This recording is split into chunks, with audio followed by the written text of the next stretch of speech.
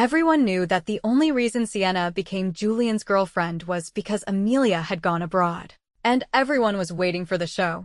The show where Sienna would be dumped by Julian the moment Amelia came back. But what no one knew was that Sienna was waiting too.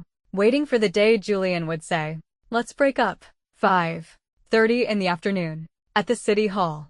After the last divorcing couple left, a staff member walked over to Sienna with a sympathetic look. "Excuse me, we're closing. Has the person you're waiting for not arrived yet?" Sienna clutched the marriage application form in her hand and said softly, "Just a moment. I'll make one last call."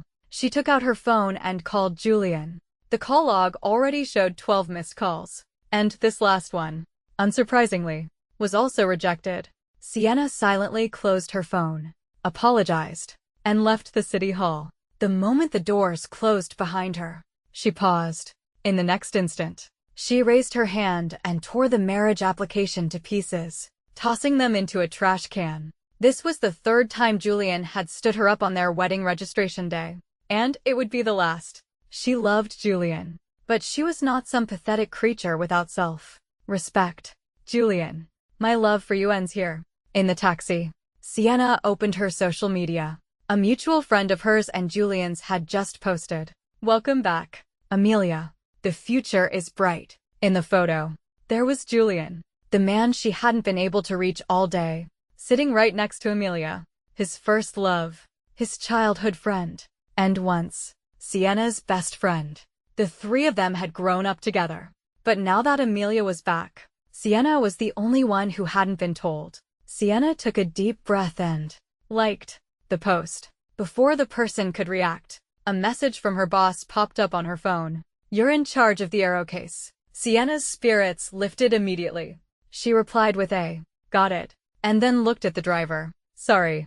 Could you please change course and take me to the ditching accounting firm?" The aero case was worth hundreds of millions. Instead of going home to be alone, she'd rather work overtime at the office. It wasn't until 10 o'clock, when the city lights were just beginning to glow, that Sienna left the firm and hailed a cab home. The apartment was dark and empty. Sienna was used to this. She washed up and was about to go to sleep when the doorbell suddenly rang. Sienna got up to open the door and froze. Julian was drunk, leaning heavily on Amelia. The sight was a sharp sting to Sienna's heart. She was silent for a few seconds before saying to Amelia, "Long time no see. Long time no see." Amelia smiled back, asking casually, "Why weren't you at my welcome back party today?" Amelia was the same as she had always been, cool and aloof in a white dress, with long, straight black hair. Sienna maintained a normal tone. Today was supposed to be my and Julian's wedding registration day. The air around them instantly grew still. Amelia's eyes flickered, and she put on an apologetic expression. "Oh, I'm so sorry. I must have held you up." "It's fine. It's not a big deal." Sienna glanced at Julian, thinking calmly, "It doesn't matter. I'm not going to marry him anyway." She took a step back, making way. "Do you want to come in and sit for a while?" Amelia was taken aback, then politely declined. "No. I just got back and have a lot to do. I'll leave Julian with you. Julian gets a headache after he drinks. You should remember to make him some sobering tea in the morning, with extra honey." She stopped herself halfway, a meaningful smile playing on her lips. "Oh, I forgot. You're his girlfriend now. You should know all of this." Amelia's words were like thorns in Sienna's heart. Of course, she knew. In the 10 years she had secretly loved Julian, she had learned every little detail about him. Sienna didn't lose her composure. Instead, she smiled. "I'm surprised that someone who abandoned Julian for a research position abroad still remembers his preferences so clearly. How rare." Amelia's expression stiffened. Sienna closed the door and helped Julian into the bedroom. After wetting a towel in the bathroom, she had just begun to wipe his face when he opened his eyes. In the next instant, Julian's hot kisses fell upon her. Sienna tried to push him away, but his strength was too much for her to resist. In the bedroom, the dim light cast two intertwined shadows on the wall. Sienna's nails unconsciously dug into the lean muscles of Julian's back. He hissed in pain. His voice slurred as he whispered in her ear, "Amelia, don't mess around." Sienna froze. A wrenching pain shot through her heart. She powerlessly closed her eyes and endured it in silence. When it was over, Sienna looked at Julian, who had fallen into a deep sleep beside her. She forced herself to get up, took a birth control pill from the nightstand, and swallowed it. Her stomach burned, but she felt nothing. She lay down beside Julian and, after what felt like an eternity, finally fell into a heavy sleep. The next day, the alarm went off, and Sienna woke up. The space beside her was already empty. She quickly got up and washed, running into Julian just as he was about to leave. He stood tall and straight in an impeccable suit, his eyes calm. "Remember to take the pill." Sienna froze. Her heart was violently wrenched again. She didn't tell him she had already taken it, just replied casually, "Okay." He didn't want her child, and now, she didn't want to have his, either. Julian, satisfied with her answer, was about to leave when he suddenly remembered something. "I had something to do yesterday, so I forgot about the registration. We'll go another time when we're free." This was the third time Sienna had heard these exact words from him. She had nothing to say, only replying, "Okay, whenever you're free." Her unexpectedly calm attitude made Julian look at her for a long moment. In the end, he said nothing and left. As soon as Sienna got to the firm, she went to the administrative director. "You can cancel my marriage leave." The director looked at her, surprised. "What happened? Weren't you getting married? Did you change the date?" Sienna shook her head. "No, I'm not getting married." Seeing the director's shocked expression, she handed over a stack of documents. "Also, I've applied for a permanent transfer to Germany. I'm leaving next month." The director was even more stunned and confirmed several times. "Are you sure? You have no connections in Germany. It will be like starting all over again." Sienna smiled, her expression serious. "The senior executive positions in this country are saturated. If I want to move up, I have to start over." After leaving the director's office, Sienna returned to her own, opened a file, and began to work diligently. By the time she left, it was already 9 o'clock. When Sienna got home, she saw Julian intently writing something on a tablet. His sleeves were casually rolled up, revealing his strong forearms. Seeing her, Julian closed the tablet and looked at her calmly. "Amelia is back. Did you know?" "I know."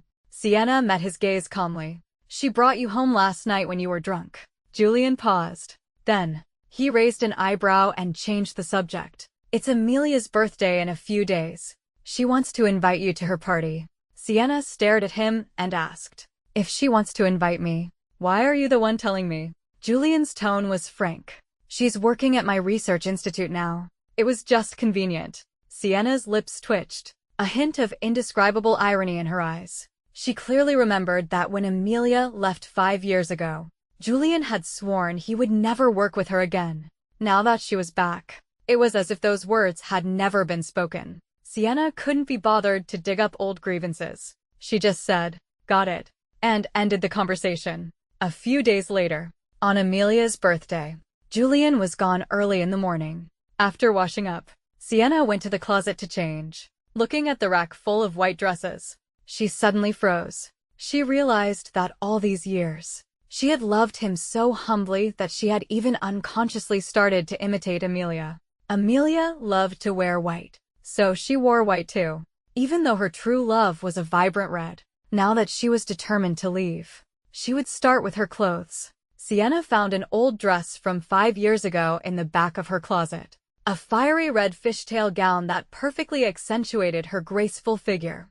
Looking at the strange yet familiar reflection in the mirror, she tied up her straight hair and applied a bold red lipstick. At noon, Sienna arrived at the designated venue on time. As she reached the door of the private room, she heard a sharp voice from inside. "What? Amelia, you invited Sienna. Why would you invite her? Does she even understand what we talk about?" "Exactly. She just went to a regular university.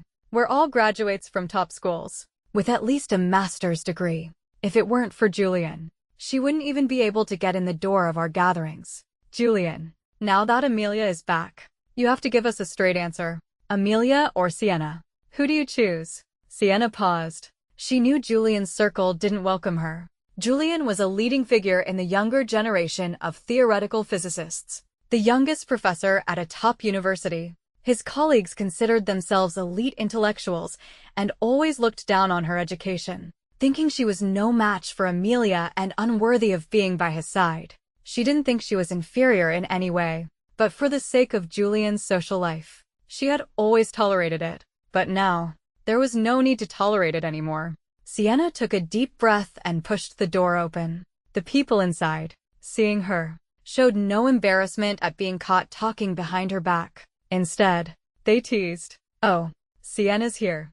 We were just joking." Amidst the scattered laughter, Sienna also smiled. "It is quite funny. I wonder if your entire year's salary adds up to my monthly bonus. How do you manage to live with such confidence?" The entire room fell silent. Everyone stared in shock at the woman who had always endured their teasing without a word. The man who had just spoken turned red and then pale. Julian glanced at Sienna and said coolly, "Sienna, that's not a funny joke." Sienna looked at him. When others made a joke at her expense, he said nothing. When she retorted, he spoke up.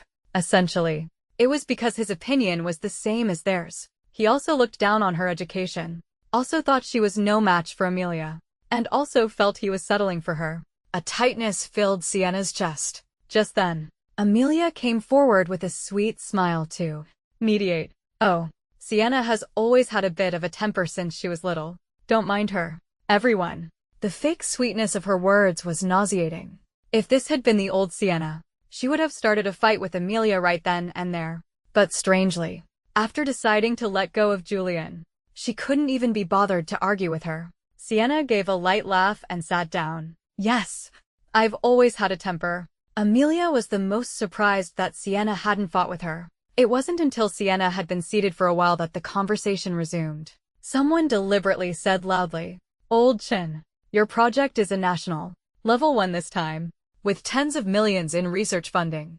Not like some people who make their money through shady means." Sienna couldn't be bothered to talk to them anymore. After this, she wouldn't be seeing them again. But looking at Julian, who remained indifferent to the comment, she couldn't help but feel a pang of sadness for herself. After the meal began, Amelia had just picked up a spicy chicken wing when Julian frowned. "You can't eat spicy food. Do you want to ruin your stomach?" Julian was clueless about daily life. Sienna had to write him sticky notes for every little thing. And yet this man, so detached from the mundane world, still remembered every one of Amelia's habits.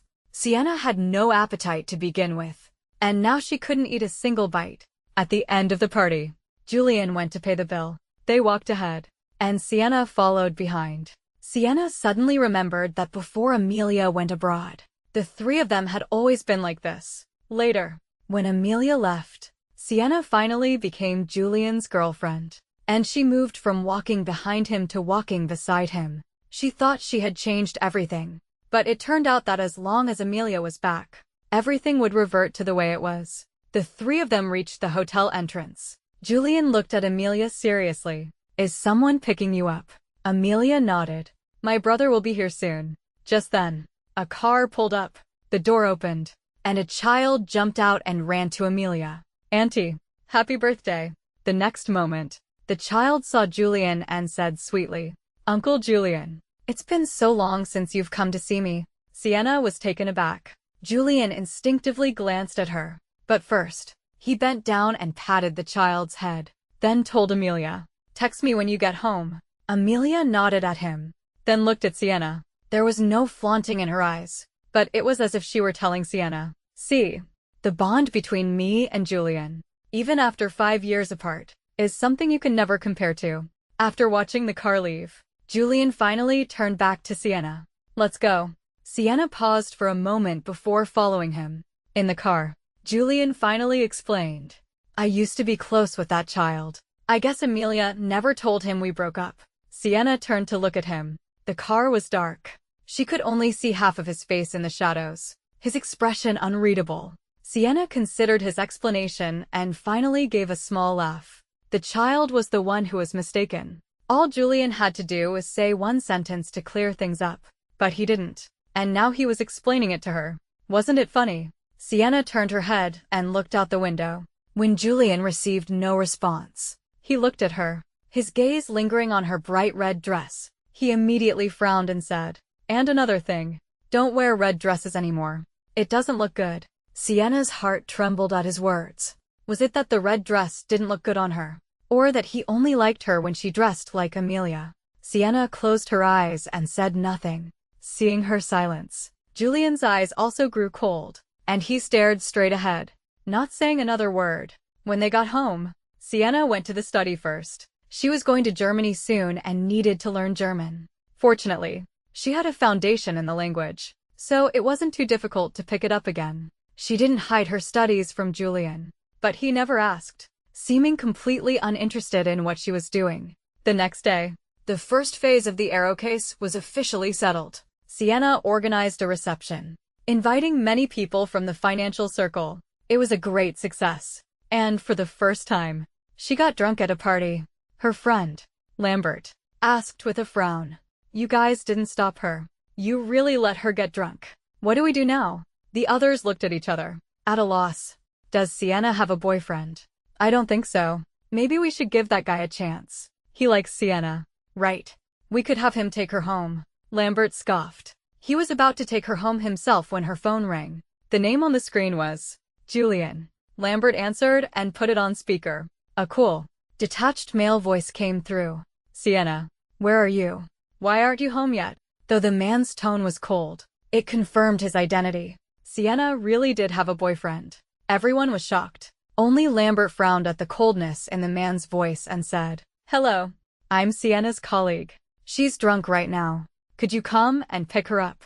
There was a moment of silence on the other end. The man's voice suddenly turned frigid. "Address."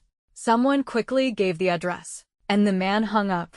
A few colleagues were even more surprised, whispering among themselves, "I've never heard Sienna mention a boyfriend in all these years. Yeah, she's worked so much overtime, and I've never seen anyone pick her up." Only Lambert looked at Sienna, who was flushed from drinking, and sighed inexplicably. By the time Julian arrived, Sienna's drunkenness had mostly worn off. She was sitting on the sofa, staring into space. When Julian walked up to her, she just stared at him blankly. Julian quickly and carefully looked her over, then asked coldly, "Was it necessary? Was it necessary to drink so much for a job?" Sienna's mind was fuzzy, but she instinctively wanted to retort, "Of course, it was necessary," but she could sense his displeasure, so she held her tongue and just tugged at his sleeve, murmuring sweetly, "Let's go home." An inexplicable tightness filled Julian's chest. He greeted Lambert, who was sizing him up, and then picked Sienna up and carried her out. As soon as they got in the car, Sienna fell asleep in the passenger seat. Julian glanced at her unconsciously. He saw that she was wearing a white shirt under her trench coat today, and his brow instantly relaxed. Much better. At least it was better than red. Not so alluring. When they got home, Julian took Sienna into the bathroom. He had intended to sober her up, but she grabbed his tie and pulled him down. Her messy kisses landed on his face, his Adam's apple. Julian's eyes filled with desire. Finally unable to bear it any longer, he pressed a hand to the back of her head and kissed her back. When all was quiet again, Sienna was lying on the bed, her mind finally clear, but her body had no strength to even turn over. Julian emerged from the bathroom, moving slowly and deliberately. He seemed satisfied, his eyes unusually gentle. Suddenly, his phone rang. Seeing the caller ID was Amelia, he immediately answered. Amelia's panicked voice came through. "Julian, I was cooking and accidentally set the pot on fire. What do I do?" Julian's face changed drastically. "I'm coming over right now." After hanging up, he went to change. Seeing Sienna staring at him, he instinctively made an excuse. "There's an emergency at the institute. I have to go out. Don't wait up for me tonight." He didn't wait for her reaction. He quickly changed and left. With a click of the door, the house was once again plunged into silence. Sienna remained silent, just closed her eyes in humiliation. They had just been so intimate, the warmth still lingering, and he was already rushing off to another woman. After what felt like an eternity, Sienna's phone also rang. She picked it up and saw it was the same person, Amelia. Sienna had a sudden premonition that this was Amelia's move to assert her dominance. She listened to the ringing and finally answered. Amelia's loving voice came through the phone. "Julian, let's get back together. You still love me, right? Otherwise, you wouldn't have left Sienna and come to me with just one call. Sienna's breath caught. She involuntarily clenched her phone. Julian's hoarse voice came through clearly. I do still love you. The next moment, the call was disconnected. The cold light of the phone screen illuminated Sienna's deathly pale face. In that moment, she didn't know whether to be sad that Julian had abandoned her without hesitation for a single phone call from Amelia, or that he could forgive her again and again, even after she had chosen her career over him. Lying quietly in bed, Sienna remembered something she thought she had long forgotten. It had happened in the first year after Amelia went abroad. That year, Julian had won a major award in physics for the first time. Sienna had joyfully brought flowers, intending to surprise him backstage, but she overheard a conversation between him and his classmate. Your and Amelia's project won a big award. Aren't you going to use this opportunity to go abroad and win her back? Don't tell me you're planning to be with Sienna from now on. Besides her looks, she's not good enough for you in any other way. Julian had been silent for a long time before replying. I'll think about it. The next day, he had lied to her. I'm going to an academic conference abroad. I'll be back in a week. Even though she was his girlfriend then, she hadn't dared to ask him directly. Are you going to see Amelia? She was afraid to ask. Afraid that if she did, he would break up with her. She could only say with rimmed eyes, I'll wait for you to come back. Sienna had endured a week of waiting. Finally, Julian returned. That day, Julian, who never drank, got completely drunk. He leaned on her shoulder. His voice slurred. Sienna, from now on, it will just be the two of us. You won't leave me, right? Sienna remembered her heart aching with an indescribable pain. She had hugged him and promised, I will never leave you. She had kept that promise for 5 years. Sienna had always thought she could wait for the clouds to part and the sun to shine. But she had grown tired before that day arrived. At that moment, her eyes were slightly red. She finally sighed. Julian, I'm sorry. I have to break my promise. She was leaving him. His love. She no longer wanted it. The next morning, Sienna went to the firm. But she learned that the director from the German branch was in the capital for an inspection and, on a whim, wanted to climb the Great Wall afterward. As the employee who was about to be transferred to Germany, Sienna had to go along. She climbed for several hours and was only halfway up. As she was sitting on the steps, catching her breath, a bottle of water was suddenly handed to her. She looked up and saw Julian. Sienna was stunned, thinking she was hallucinating. Julian opened the bottle and helped her drink a few sips. When she had caught her breath, she asked, Why are you here? Julian didn't answer. Instead, he introduced her to the man beside him. This is my girlfriend, Sienna. Then he introduced the man to her, a researcher from Shandong, David. Sienna held out her hand and smiled politely. Hello. David shook her hand, his smile bright. Wow, Julian, your girlfriend is so beautiful. You lucky guy. By the way, where does she work? Julian paused, then said vaguely, a small firm. Sienna raised an eyebrow at him. She knew he had no idea where she worked. They had been together for 5 years, and she had never changed jobs. But did it matter to him? So Sienna filled in the details herself. I work at the ditching firm. David was surprised and punched Julian playfully. You're so modest. This is one of the world's top 4 accounting firms. If ditching is a small firm, then there are no big firms in this country. Julian stiffened. He looked at Sienna with a complicated expression and fell silent. David didn't think much of it and said enthusiastically, I'm going on ahead. You guys catch up. Julian grunted in agreement, and he left. The two of them were left to walk slowly on their own. Julian's jaw was tight, his thoughts unreadable. Sienna sighed and said frankly, I work at the ditching firm. I'm a fund manager, responsible for investment and management. Julian looked down, his eyelashes shielding his eyes. Why are you telling me this? Sienna replied calmly. So that next time, you can introduce me that way, instead of just your girlfriend and nothing else. She was more than just Julian's girlfriend. She was herself. Julian frowned, his tone slightly annoyed.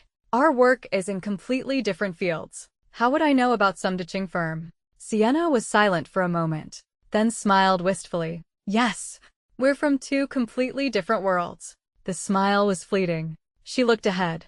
where her boss was waving at her. Well, I'm going to go say hello to my boss. Sienna quickened her pace and walked on. At the viewing platform, she walked over to her boss. He looked at Julian behind her and asked pointedly, "Your boyfriend?"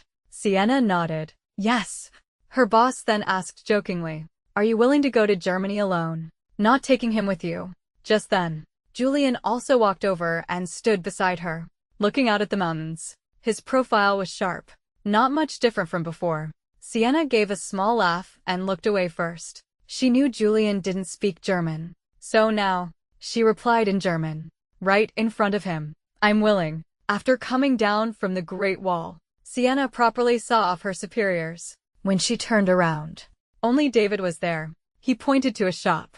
Julian went to buy water. Sienna nodded. David was a chatterbox and started talking to her again. "Climbing the Great Wall was secondary for me this time. The main reason I'm here is for the opening test of the Deep Space Science and Art Museum, a branch of the city's planetarium. This is a project your boyfriend has been working on for 5 years. It opens tomorrow. You'll be there, right?" Sienna remembered seeing Julian looking at the planetarium's website before and didn't think much of it. She just said, "He didn't tell me about it. And I have a meeting tomorrow afternoon, so I can't make it." David was taken aback, then immediately took a ticket from his bag and said breezily, "Oh, he probably forgot. You're his girlfriend. How can you not be there?" Sienna took the ticket, her expression unreadable. When Julian returned, he handed her a bottle of water and asked casually, "What did David just say to you?" Sienna instinctively shook her head. "Nothing." The next morning, Sienna sat on the sofa, watching Julian bustle around since he woke up. He took out a high-end custom suit that he only wore for award ceremonies and got himself impeccably dressed, as if he were going to a wedding. "I have something to do today. I might be back late." Just before leaving, he remembered to say this to her. It was clear he had no intention of inviting her to the opening ceremony. A slight pang of bitterness filled Sienna's heart. She just said calmly, "Okay, I wish you a successful opening today." Julian was stunned for a moment. "How did you know?" But before he could finish, his phone rang. He glanced at it, quickly forgot about the matter, and answered the phone with a warm and considerate tone. "You're there. So early. I was thinking of picking you up." Amelia's cool voice came through the phone. Indistinct. The front door was closed, cutting off the last sound. Sienna took the ticket from her bag and looked at it for a long time. Finally, she called her assistant. "Postpone my afternoon meeting. I have something to do." At 2 in the afternoon, Sienna walked into the planetarium.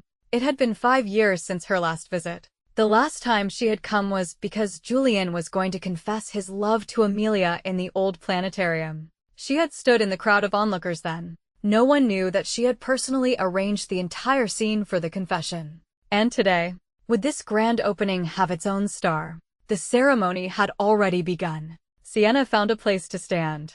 The lights came on, and Julian walked onto the stage. He was tall and imposing, his presence commanding, causing many female audience members to whisper among themselves. Julian took the microphone from the host and spoke eloquently. "This Science and Art Museum, with the theme of deep space, is a popular science project jointly created by the city and our Deep Space Exploration Laboratory. I have spent 5 years completing this project." As he spoke, he looked at Amelia in the audience, his voice taking on a magnetic and gentle quality. "I once made a promise with someone to explore the mysteries of the universe together. We missed 5 years. This museum is my gift to her for our reunion. Amelia, thank you for being here today." The audience erupted in applause, moved by his words. Only Sienna stood dumbfounded in the cheering crowd, foolishly watching Julian lead Amelia onto the stage, the two of them embracing under the spotlight. She couldn't watch any longer. She turned and met David's awkward gaze. David looked at the two people still embracing on stage, then at Sienna. He opened his mouth to say something, but she had already calmly walked past him and left, as if she had never been there. She walked out of the planetarium and went back to the firm. If she had known, she would have just attended that meeting. After work, Sienna drove home.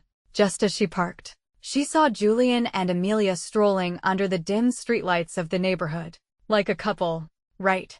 Sienna remembered. Julian had helped Amelia find an apartment when she returned. It was in the building next to theirs. Sienna slowly approached and overheard their conversation. Amelia said shyly, "Thank you for the gift. I love it." And Julian's voice was as gentle as the evening breeze. "I'm glad you like it." They walked slowly to the building entrance. As they were saying goodbye, Julian watched her go upstairs. But Amelia didn't move. She bit her lower lip and said, "It's so late, and you had to walk me home. I'm so sorry. If Sienna finds out, she'll probably make a scene again." Julian's brow furrowed slightly. Amelia was secretly pleased, but Sienna's cool voice suddenly came from behind them. "I don't mind." Sienna stepped out from behind a tree and looked at Amelia calmly. "You're just friends, right? It's no big deal to walk each other home, is it?" Amelia's face turned red and then pale. She finally managed a smile. "Yes, you're right. I was overthinking it." Only then did Sienna look at Julian and start walking ahead. Soon, Julian caught up, but he was silent, not offering a single word of explanation. As soon as Sienna got home, Lambert sent her a message. "This Friday, we're throwing a farewell party for you. You have to come." Sienna smiled. She looked up at Julian and asked calmly, "I have a party this Friday. Do you want to come?" Julian was taken aback, a little surprised. This was the first time Sienna had ever invited him to one of her parties. Meeting her calm, placid eyes, his heart skipped a beat for some reason, and he instinctively agreed. "Okay, I'll be there." On the day of the party, Sienna arrived on time right after work. Her friends gathered around her, reluctant to see her go. "When you're in Germany, it will be so hard for us to see you again. We'll miss you so much." Sienna smiled genuinely and hugged them back. "It's okay. When I make a name for myself in Germany, I'll bring you over and take care of you."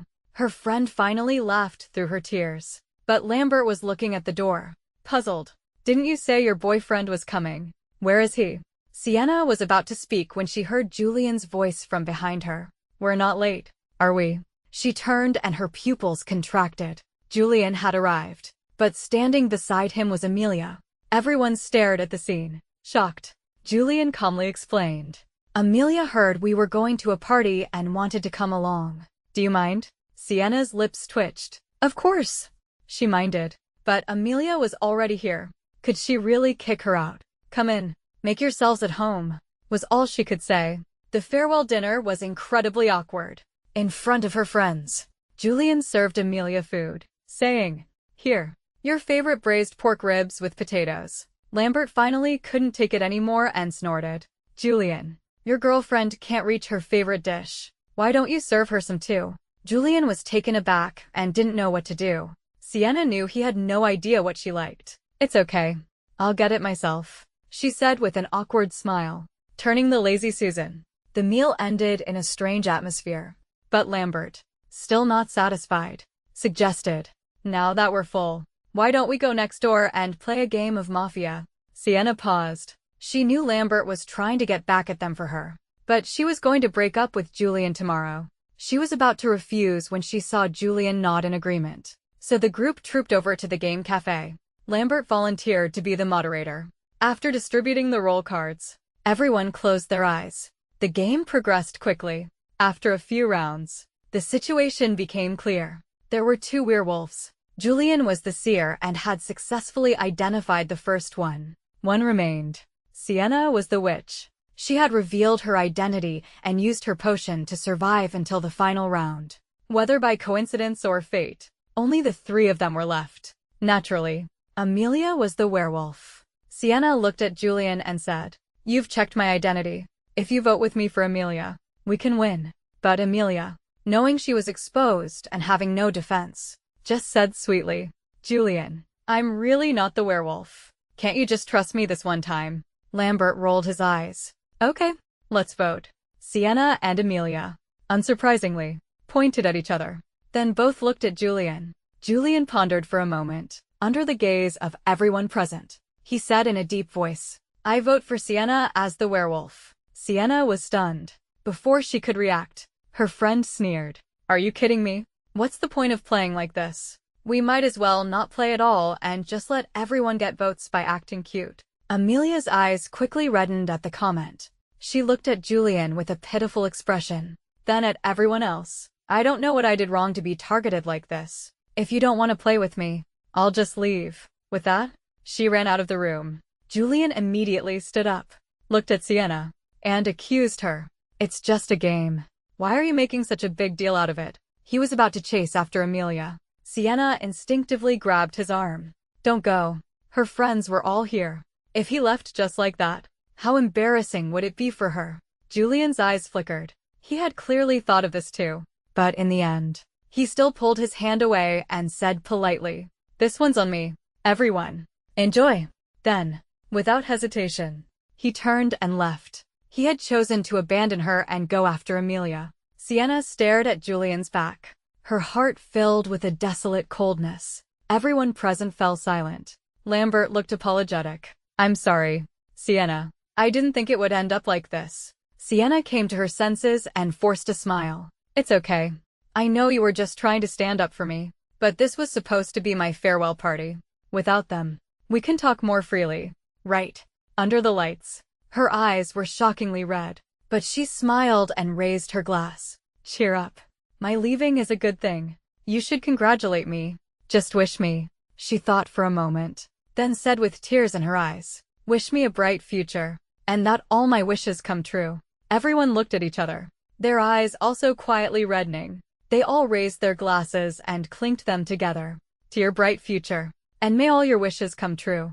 After the party, Sienna received a notification that her flight ticket, purchased by the company, had been issued. "Dear MS. Sienna, your flight from Beijing to Germany, China Air 7399, will depart on schedule at 5:20 p.m. on January 24th, 2025. We wish you a pleasant journey." That was the day after tomorrow, January 24th. That would be the day she officially left Julian. Sienna didn't want to think about it anymore and started packing. In the middle of her packing, Julian came home. He didn't mention what had happened at the game cafe, and she didn't ask. But even though he saw her packing, he had no reaction. "You go ahead. I'm going to bed." He didn't care where she was going. Either he was so confident she would never leave him that he was arrogant, or he didn't care even if he knew she would. As Sienna was packing, she found 2 forgotten blind box theater tickets in a box at the bottom of a bag. She remembered they had gotten them from a lottery at the theater entrance a few months ago. They could see a play for free with them. They had planned to go together. But then Amelia returned, and no one remembered. Sienna held up the tickets and called out to Julian. "Let's use these tomorrow." Julian replied casually, "Okay." Sienna put the tickets away, placing them in the most conspicuous spot on the table. After the play, there would be no more ties between them. The next day, Sienna and Julian went to the theater. They were showing a classic play adapted from a famous novel, The Red Rose and the White Rose. The most classic part of the play was the male protagonist's monologue. He said, "Every man has 2 women in his life. If he marries the red rose, she becomes a smear of mosquito blood on the wall, and the white one is the moonlight before his bed. If he marries the white rose, she becomes a grain of rice stuck to his clothes, and the red one is a cinnabar mole on his heart." Sienna was captivated by this part, her eyes moist. She couldn't help but put herself in the story. Amelia was the white rose in Julian's life, pure and beautiful, and Sienna instinctively looked at Julian. But in the dim theater, he was engrossed in replying to a message on his phone. On the screen, the name, Amelia, stung Sienna's heart.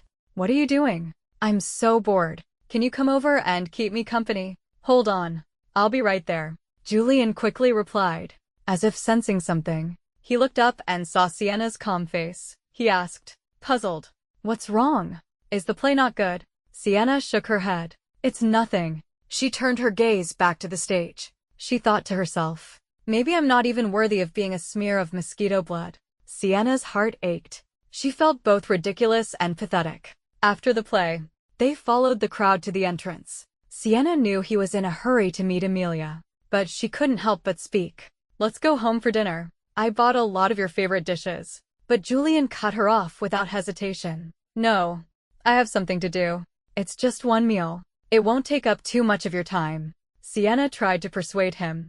She just wanted to have one last meal with him, to put a final period on their relationship. But Julian was unwilling. His gaze was cool and detached. No different from any other ordinary day in the past 5 years. He said, "Next time. I'll definitely have a meal with you when I'm free." In that moment, Sienna finally found peace. She said goodbye to him as she always did. "Okay, I understand." She watched him turn and leave, eagerly hailing a cab and disappearing. Only then did she whisper, "There won't be a next time, Julian." When she got home, the courier she had arranged for arrived on time. She sent all the clothes she couldn't take to Germany back to her parents' house. She also threw away all their photos and couples items. Before leaving, she took out a sticky note and left a farewell gift for Julian. On the refrigerator, she wrote, "The vegetables should be eaten within 3 days. I put the beef in the freezer. Remember to take it out to thaw in advance." On the washing machine, "Your wool sweaters and suits can't be put in the washing machine. They need to be dry, cleaned, and don't wash different colors together." On the balcony, "The plants on the windowsill need to be watered at least once a week, or they'll die." By the time she finished, the whole house was covered in yellow sticky notes. Sienna stared at them. For 5 years, these notes had recorded the traces of her love for him. And Julian's love for her was like his love for the sticky notes. He would read them and then throw them away. And this was the last time she would love him. There was only one sticky note left. On it, she wrote the last sentence. "Julian, happy breakup." She stuck this one on his tablet. It was all over. Sienna picked up her suitcase and walked out of the home she had lived in for 5 years. With a click, the door locked, and there was no echo. Julian should have been oblivious to his loss. But he had a good habit. He had installed security cameras in the house. He had just instinctively wanted to see what Sienna was doing at home. But as soon as he opened the feed, the word, "breakup," leaped into his eyes. In an instant, his whole body froze. It was as if he had been struck by lightning. His mind completely blank. Amelia was sitting beside him. She had used an excuse about a problem at the lab to get him here. But seeing him so distracted, she was already uneasy. Now, seeing his face darken after just a glance at his phone, she grew even more anxious. She could only ask, "Is something wrong?" Julian didn't explain. He just shot up and left. But there was a clear panic on his face, an expression she hadn't seen in 10 years. "That's it for today. You can handle the next steps on your own." Amelia's intuition told her it was about Sienna, not wanting to lose to her. She tried to stop him. "Is it something about Sienna? She can handle it. You don't have to be in such a hurry." If it had been before, maybe Julian would have stayed. But now, just seeing that message had made him lose all reason. How could he sit there calmly? No need. Julian didn't say any more. He grabbed his coat from the lab entrance and left. Amelia's attempt to stop him had failed. Her face darkened. After a long moment, she made a phone call. "I need you to look into something for me."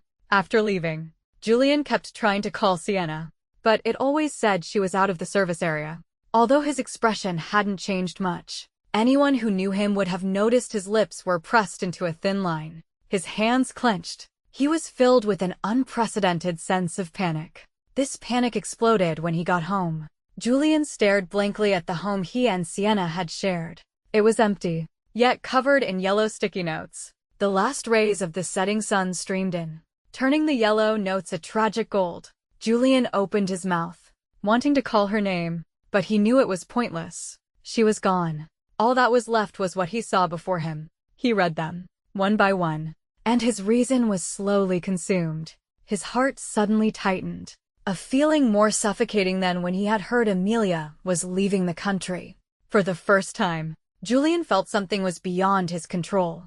Suddenly, a thought struck him. He remembered Sienna mentioning the ditching firm. He quickly searched for the address and rushed over. But because he didn't have an appointment, he was stopped by the receptionist. "I'm Sienna's boyfriend. I have something to discuss with her. Can you please contact her for me?" Julian's palms were sweating. After speaking, he held his breath. But the receptionist looked at him suspiciously. "You're Miss Sienna's boyfriend, and you need me to contact her for you." Julian was speechless. Just as he was stuck, Sienna's boss, whom he had met at the Great Wall, appeared behind him. He patted Julian's shoulder and gestured for him to follow. Julian followed, eagerly asking in English, "Do you remember me? We've met before." The boss certainly remembered him. But he also remembered Sienna's expression that day. So now, he just smiled and said, "You will find her at the company." What? Julian was stunned. He quickly asked, "Then where did she go?" "She's gone abroad. She's not coming back," the boss said without hesitation.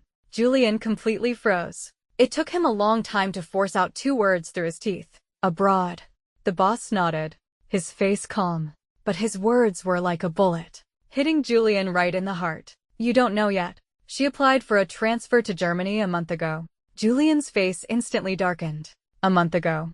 Wasn't that when Amelia came back? So, from the moment Amelia returned, Sienna had been preparing to leave him. Realizing this, Julian felt an indescribable feeling, a tightness in his chest that made it hard to breathe.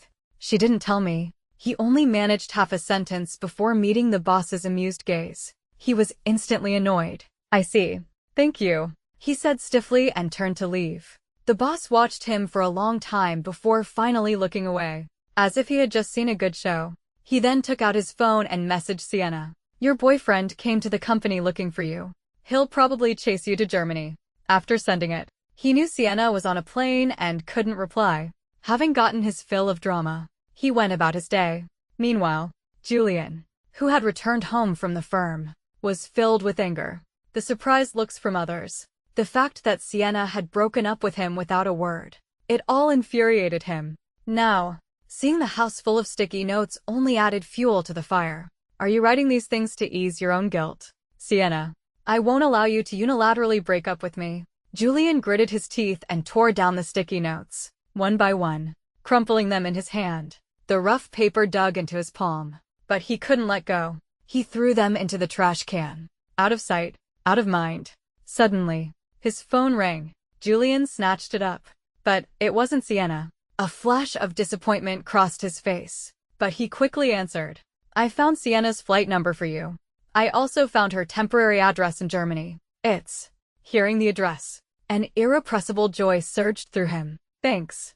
I'll treat you to dinner when I get back." With that, he was about to book a flight, but his friend hesitated and asked, "This is no big deal, but I still have to ask, what are you really thinking? Now that Amelia is back, and Sienna has willingly broken up with you, isn't this a chance from heaven? Why are you trying to get her back?" His friend's tone grew serious. "Don't tell me you've fallen in love with her." Julian's brow twitched. A strange feeling flashed through his mind, but it was so fleeting he missed it. So, he just suppressed the feeling and replied calmly, "No, I'm just going to ask her for a clear explanation. Even a breakup needs a reason. Do you think I, Julian, am someone who can just be casually thrown away?"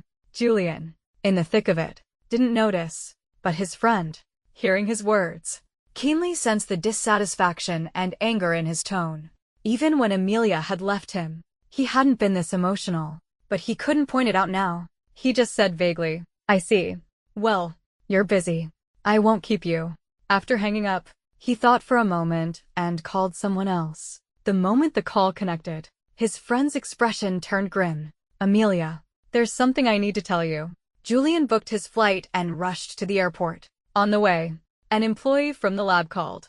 "Julian, our project is at its final stage. What's with you suddenly taking a leave of absence?" Julian gripped the steering wheel, his tone calm but unyielding. "I have something to do. It won't take long. If things go smoothly, I'll be back tomorrow." There was a moment of silence on the other end. Then, a deep voice said, "Amelia came back to the country for you. I don't believe you haven't noticed her feelings for you these past few days." Julian felt another wave of annoyance. His tone became a little sharp. "This is my business." The implication was that he was going, no matter what. "Fine. In that case, I have nothing more to say." With a click, the call was disconnected. Julian's brow furrowed slightly. In that moment, he realized how much his circle ostracized Sienna. If they could speak to him so bluntly, so biasly, what did they say to her? What did they do when he wasn't around? Julian gritted his teeth and slammed on the accelerator. At the international airport, travelers speaking languages from all over the world transferred, heading in different directions. Julian took some time to find his gate. Sitting in the waiting area, he felt a little nervous. His mind unconsciously pictured the scene. A dozen hours from now, When he would arrive in Germany and appear before Sienna, he would definitely question her first. Even if they were breaking up, why couldn't she do it in person? Besides, in their 5 years together, they had rarely fought. Everything was so stable. Why would she want to break up? If it was because of Amelia, he was also at a loss. After all, he knew in his heart that he still had feelings for her. But Sienna had promised him she would stay by his side forever. It had only been 5 years. Why did she break her promise? Julian's mind was in a turmoil. He didn't even realize that his thoughts had shifted from initial anger to how to win her back. Suddenly, his phone rang loudly. Julian was startled and instinctively hung up. He took a moment to compose himself. The phone rang again. This time, he hesitated before answering.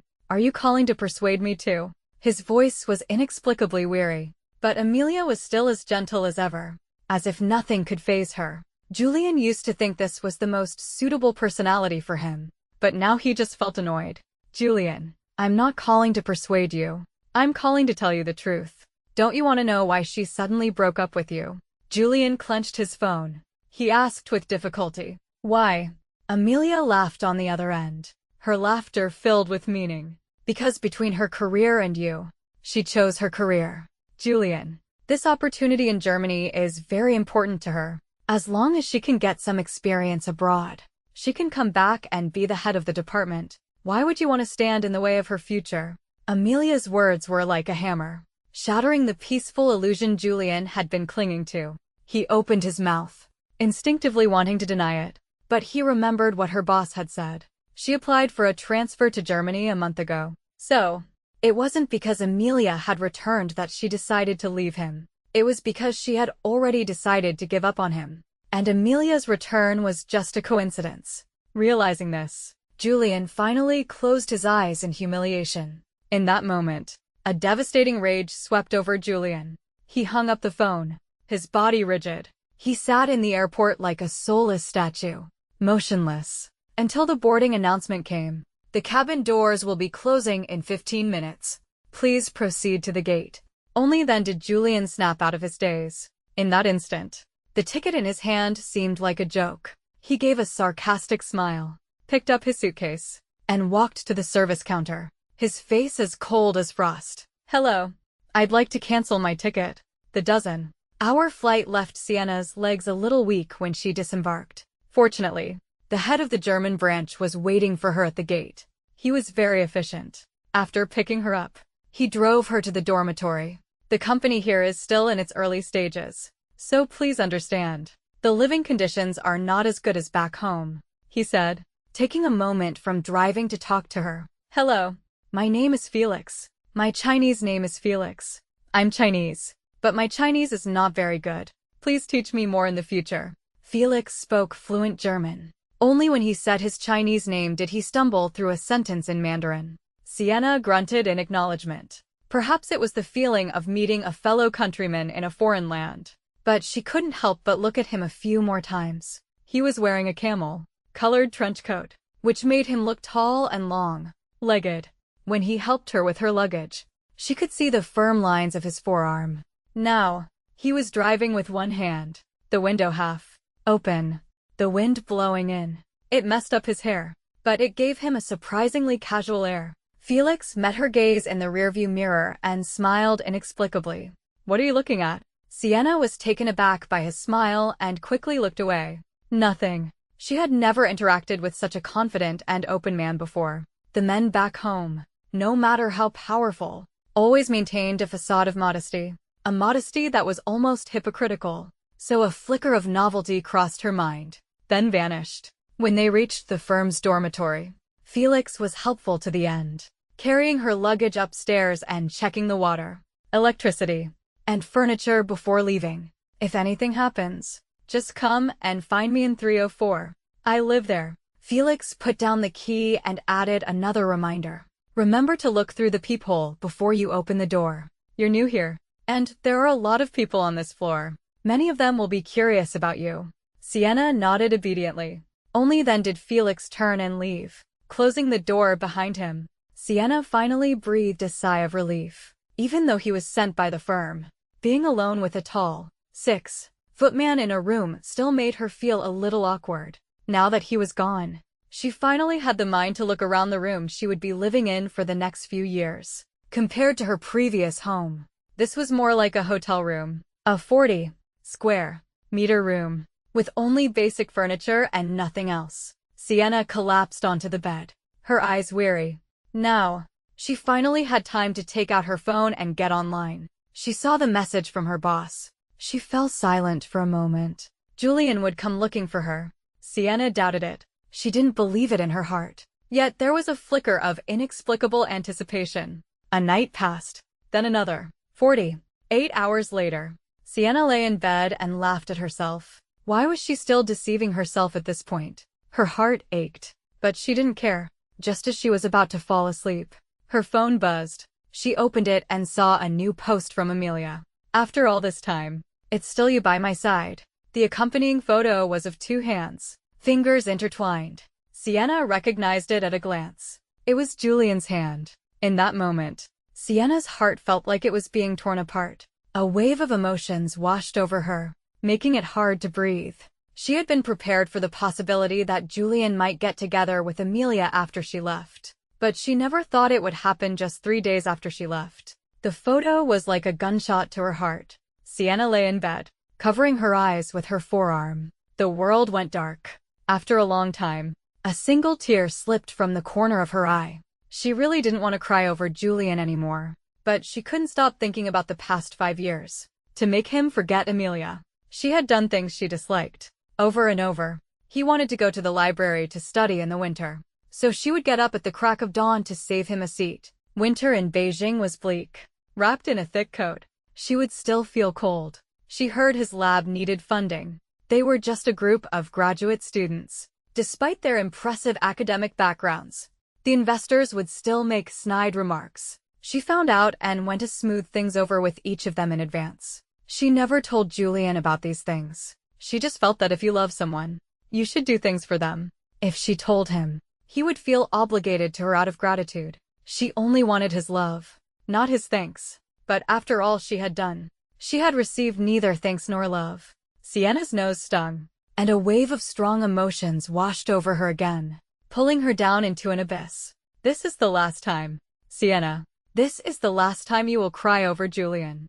3 years later, Sienna was wearing a camel-colored coat, her curly red hair cascading down her back. Her graceful figure attracted the attention of everyone present from the moment she appeared. Sienna ignored them all and glided into the director's office. Sitting inside was the head of the German branch. Seeing her, a rare smile appeared on his serious face.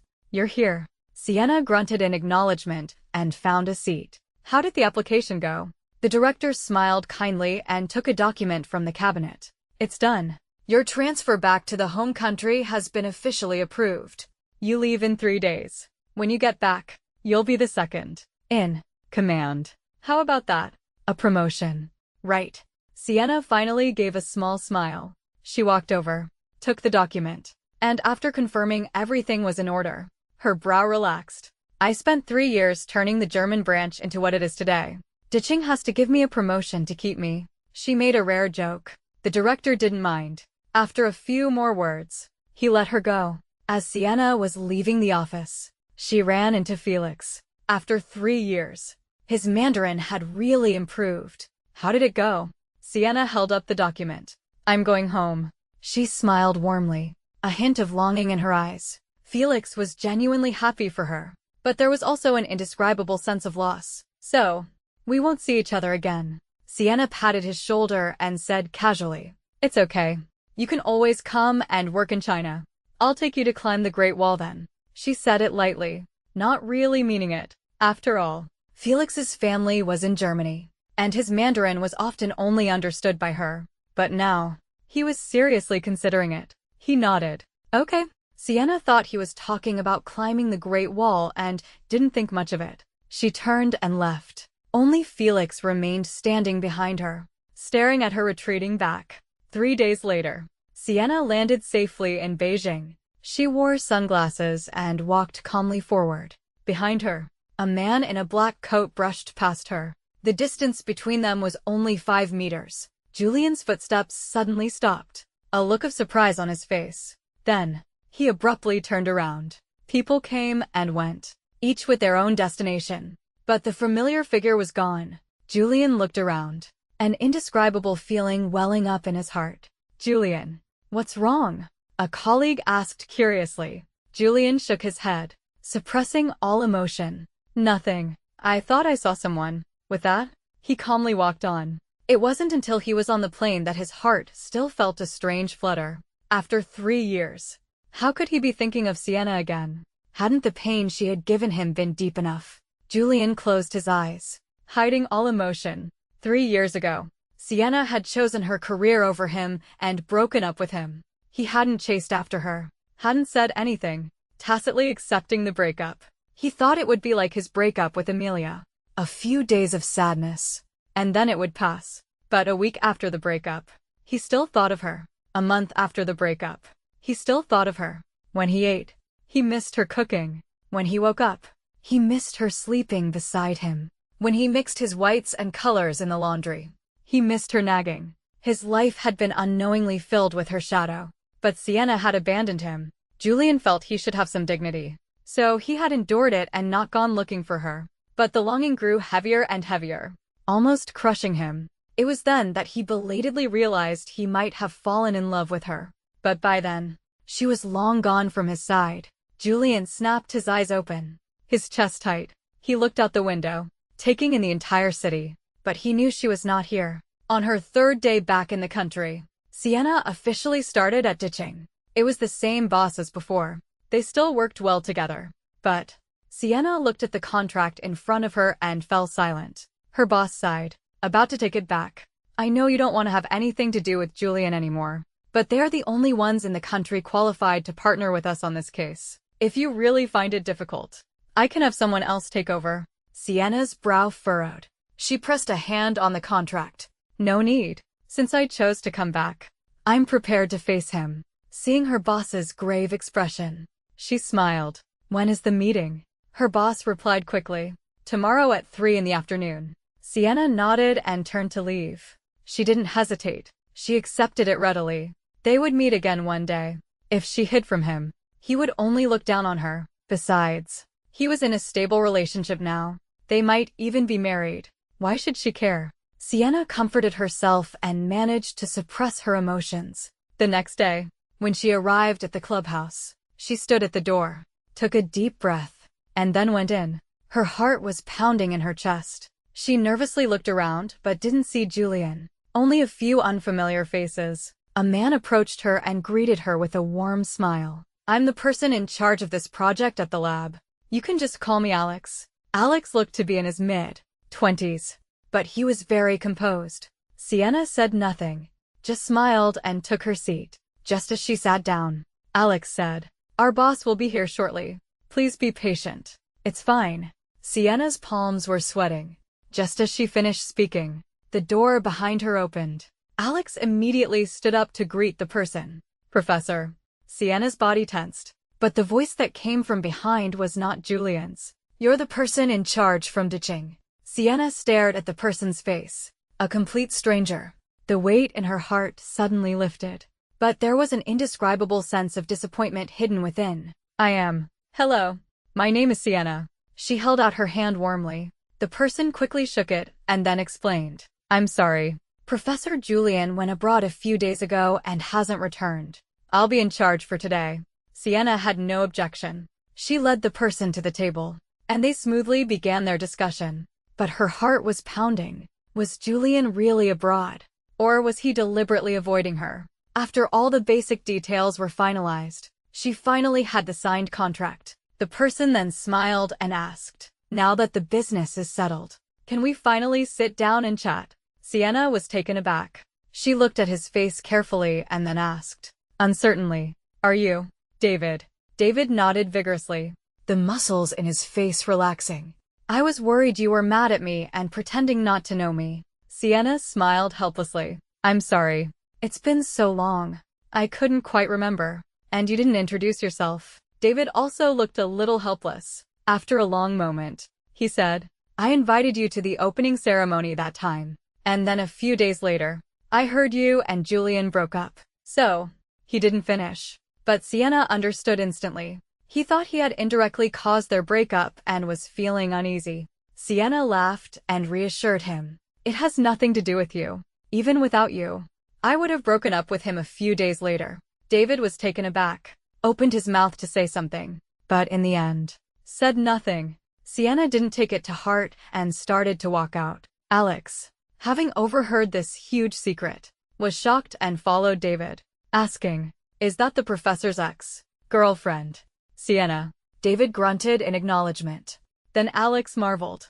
No wonder a guy like the professor would get drunk over a woman. So it was a great beauty like her. David was also momentarily lost in thought. Yes, he had never thought that someone like Julian would spend a whole night drunk and muttering Sienna's name. He had made Amelia furious. And then the next day, he had gone to work as if nothing had happened. In these 3 years, Julian had not been with a single woman. Was he still waiting for her? Thinking of this, David's eyes suddenly lit up, and he quickly chased after her. Sienna was stopped by him at the door and looked at him, surprised. Is there something else? David was a little out of breath, but more than that, he was nervous. Julian has been single all these years. The sudden statement stunned Sienna for a moment. She instinctively asked, "He's not with Amelia?" David frowned and retorted, "Why would he be with Amelia? Not long after you broke up. Amelia went abroad. As far as I know, they're completely innocent." Sienna frowned. She hadn't forgotten the photo Amelia had posted back then. Had Julian broken up with her again? Or had Amelia abandoned him again? Sienna couldn't help but think deeper. But she quickly came to her senses and cursed herself. No matter who Julian was with now, what did it have to do with her? Thinking of this, Sienna's expression turned cold. Julian's business has nothing to do with me anymore. Whether he's with Amelia or not is his choice.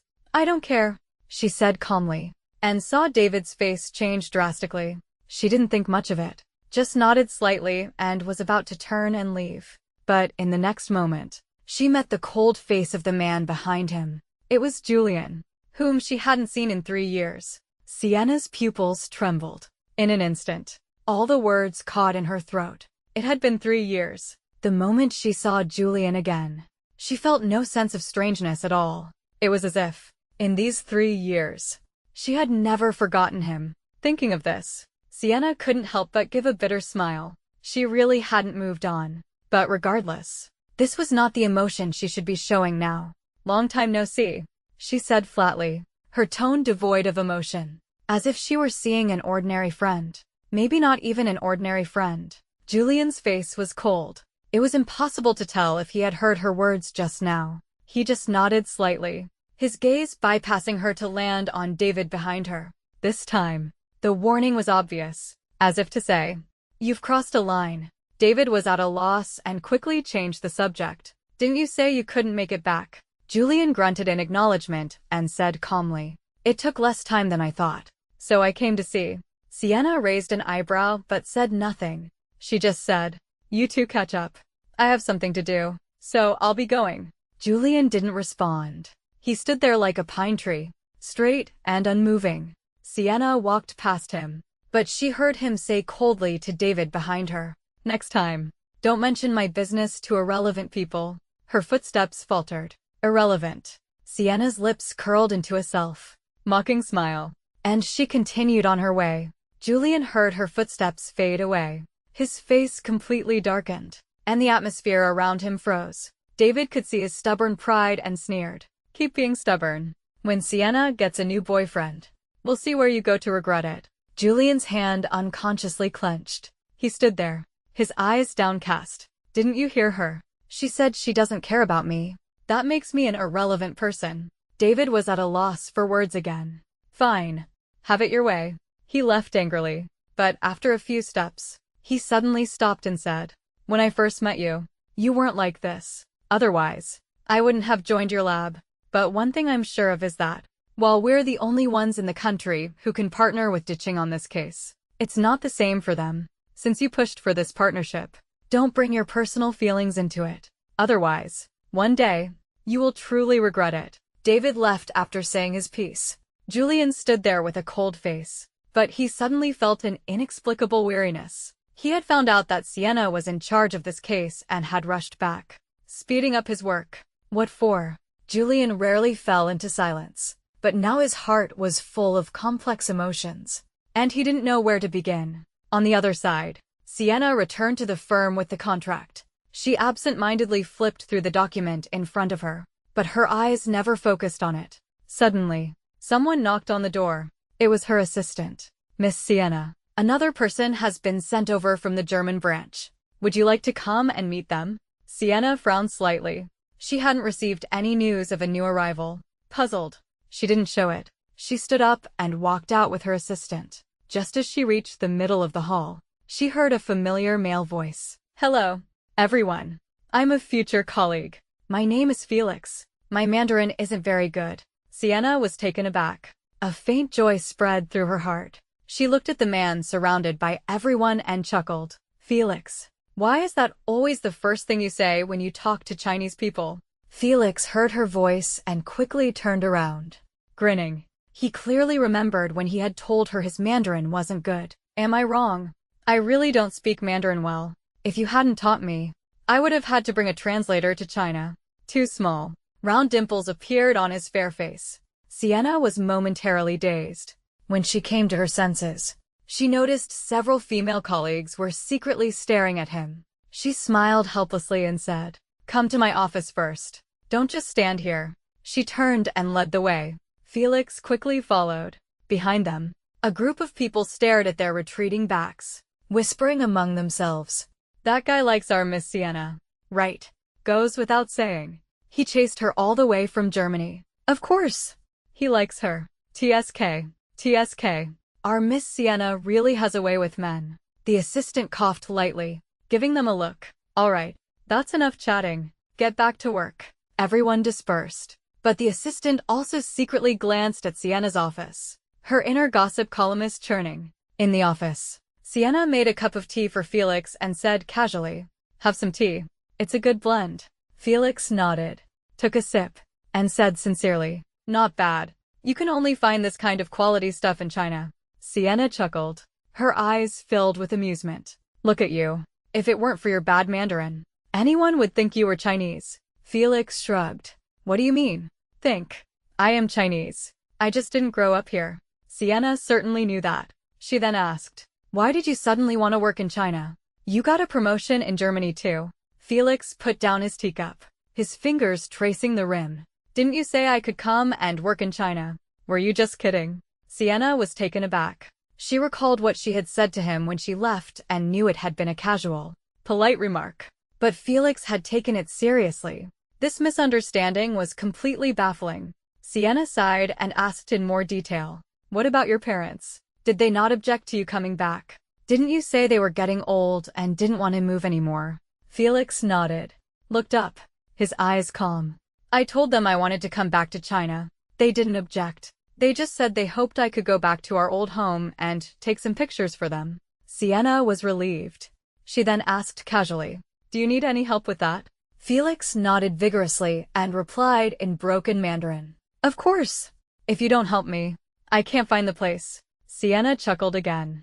"So where is your old home?" Felix thought for a moment and took an old photo from his pocket. "Beijing City. No.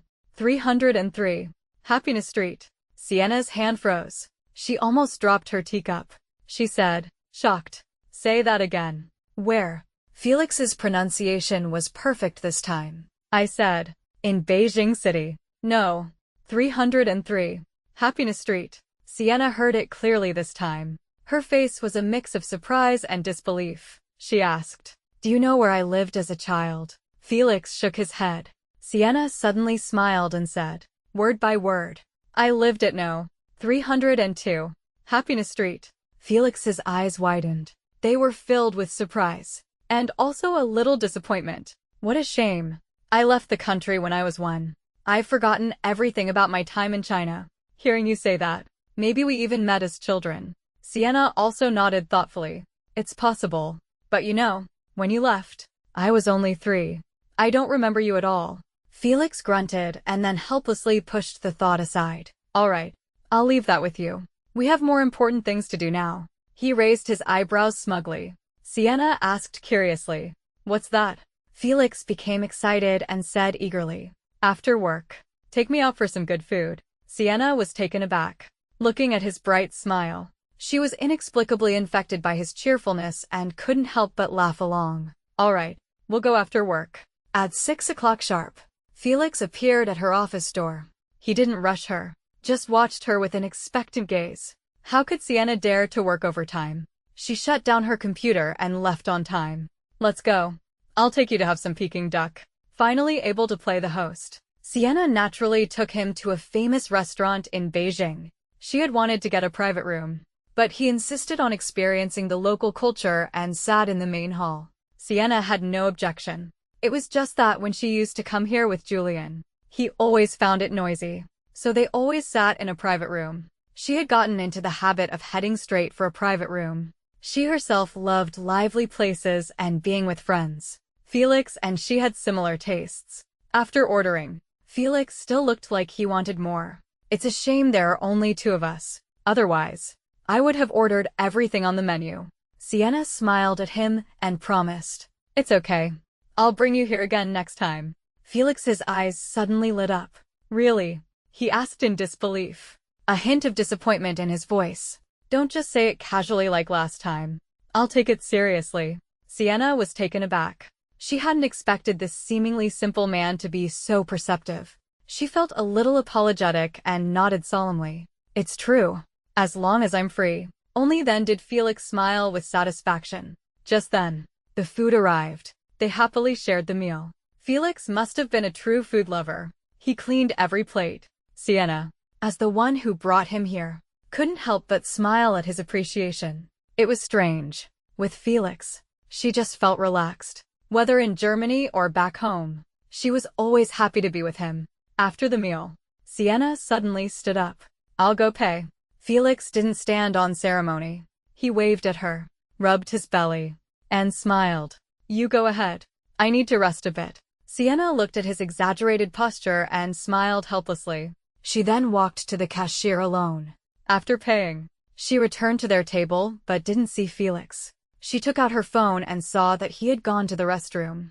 So she sat down again, waiting for someone. A familiar voice came from above. Sienna looked up and saw Julian and David.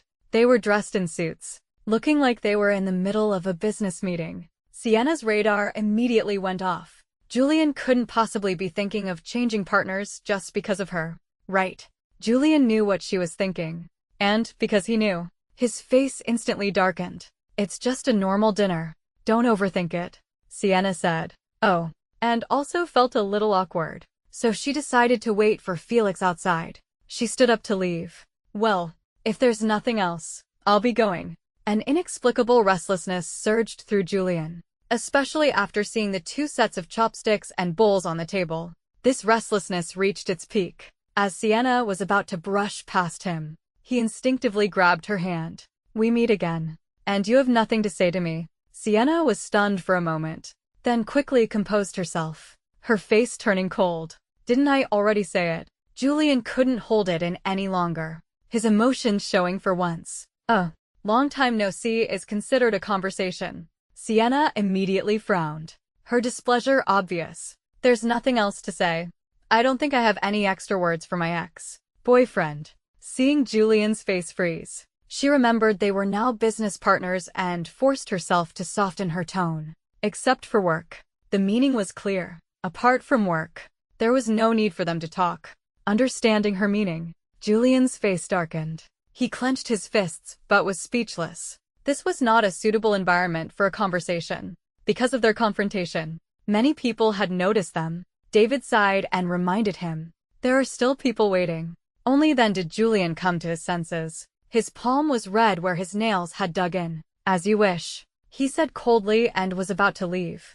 But then he saw a man walking straight toward Sienna, speaking in German. "I'm done. Let's go." He glanced at Julian and asked curiously, "You know him?" Sienna replied coolly, "Just a friend."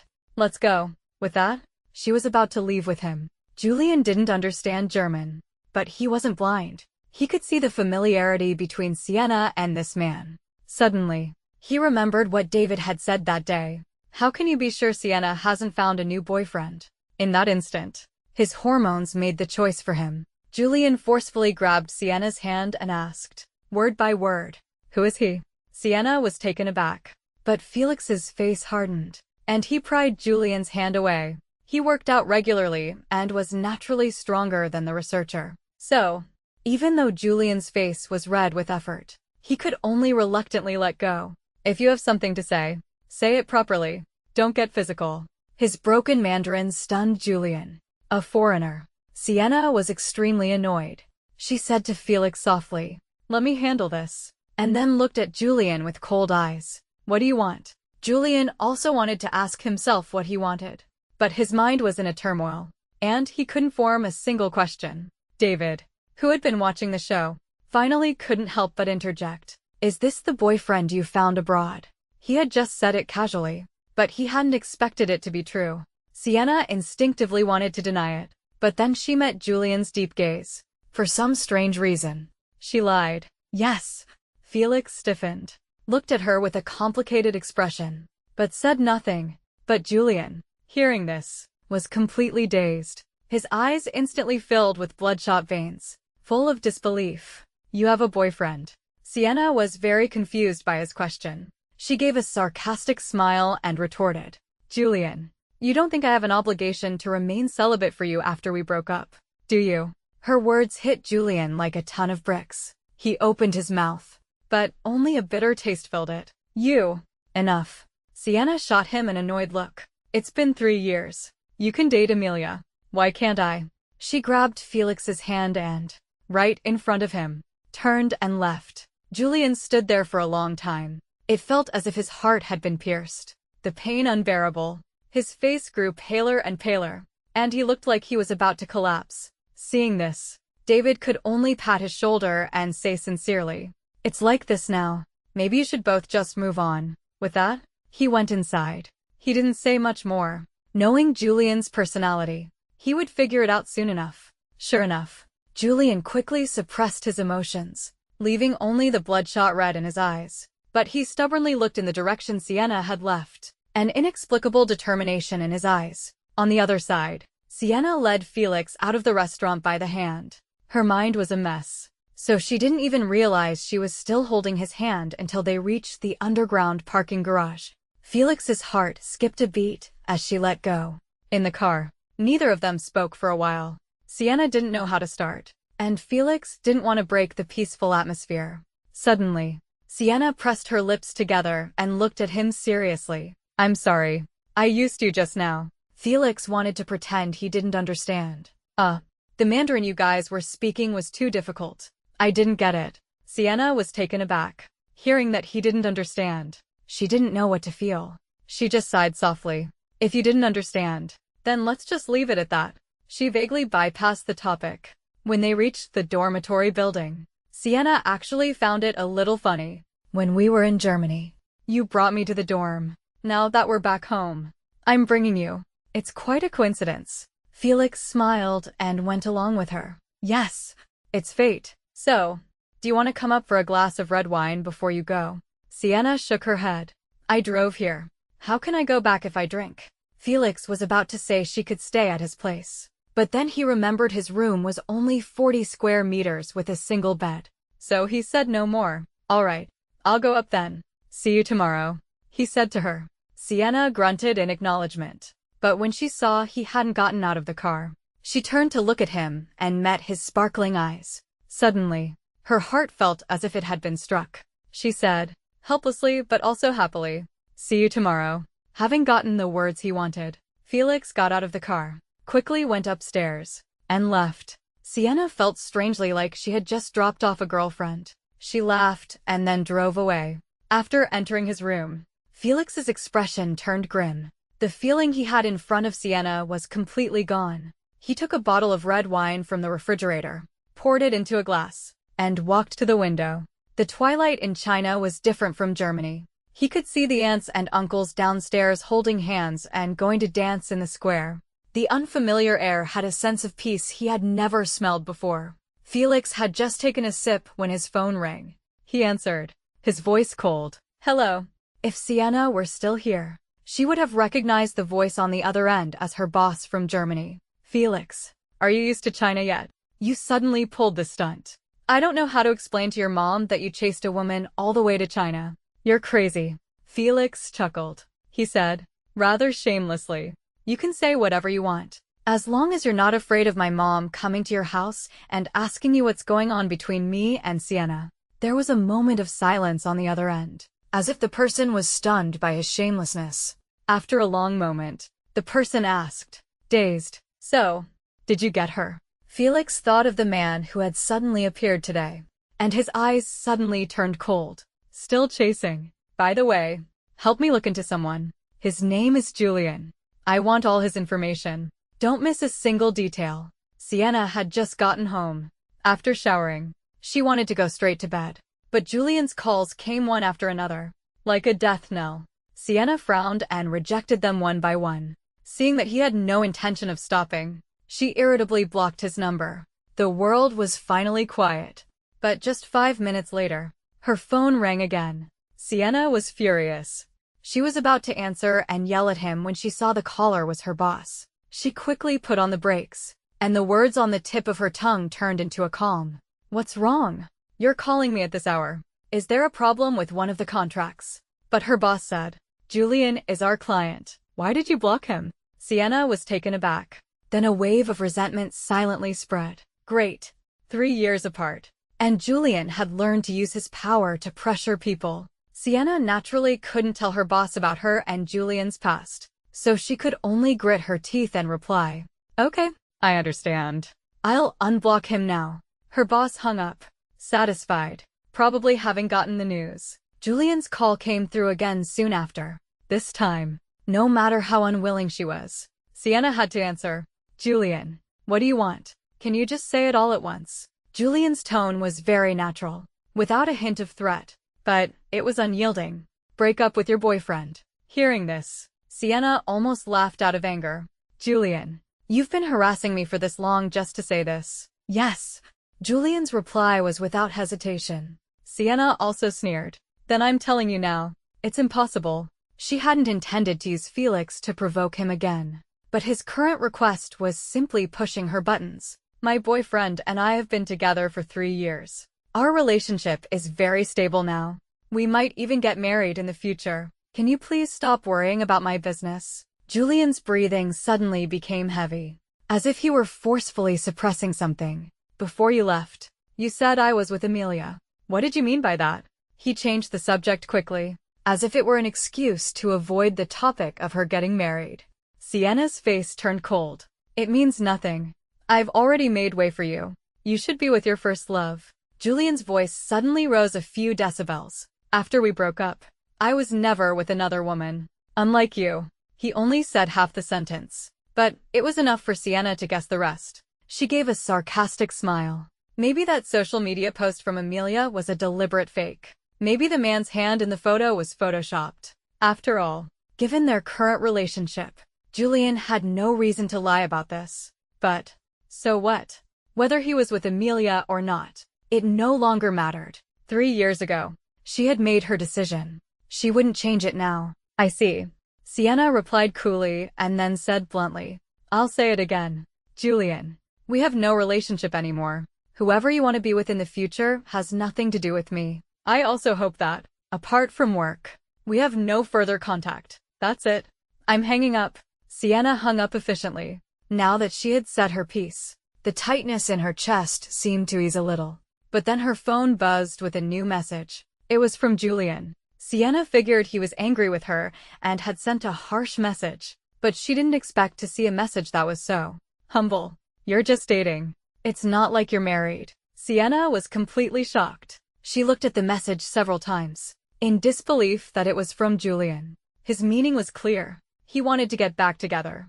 Only a fool wouldn't see it. But it was because she saw it that it was so shocking.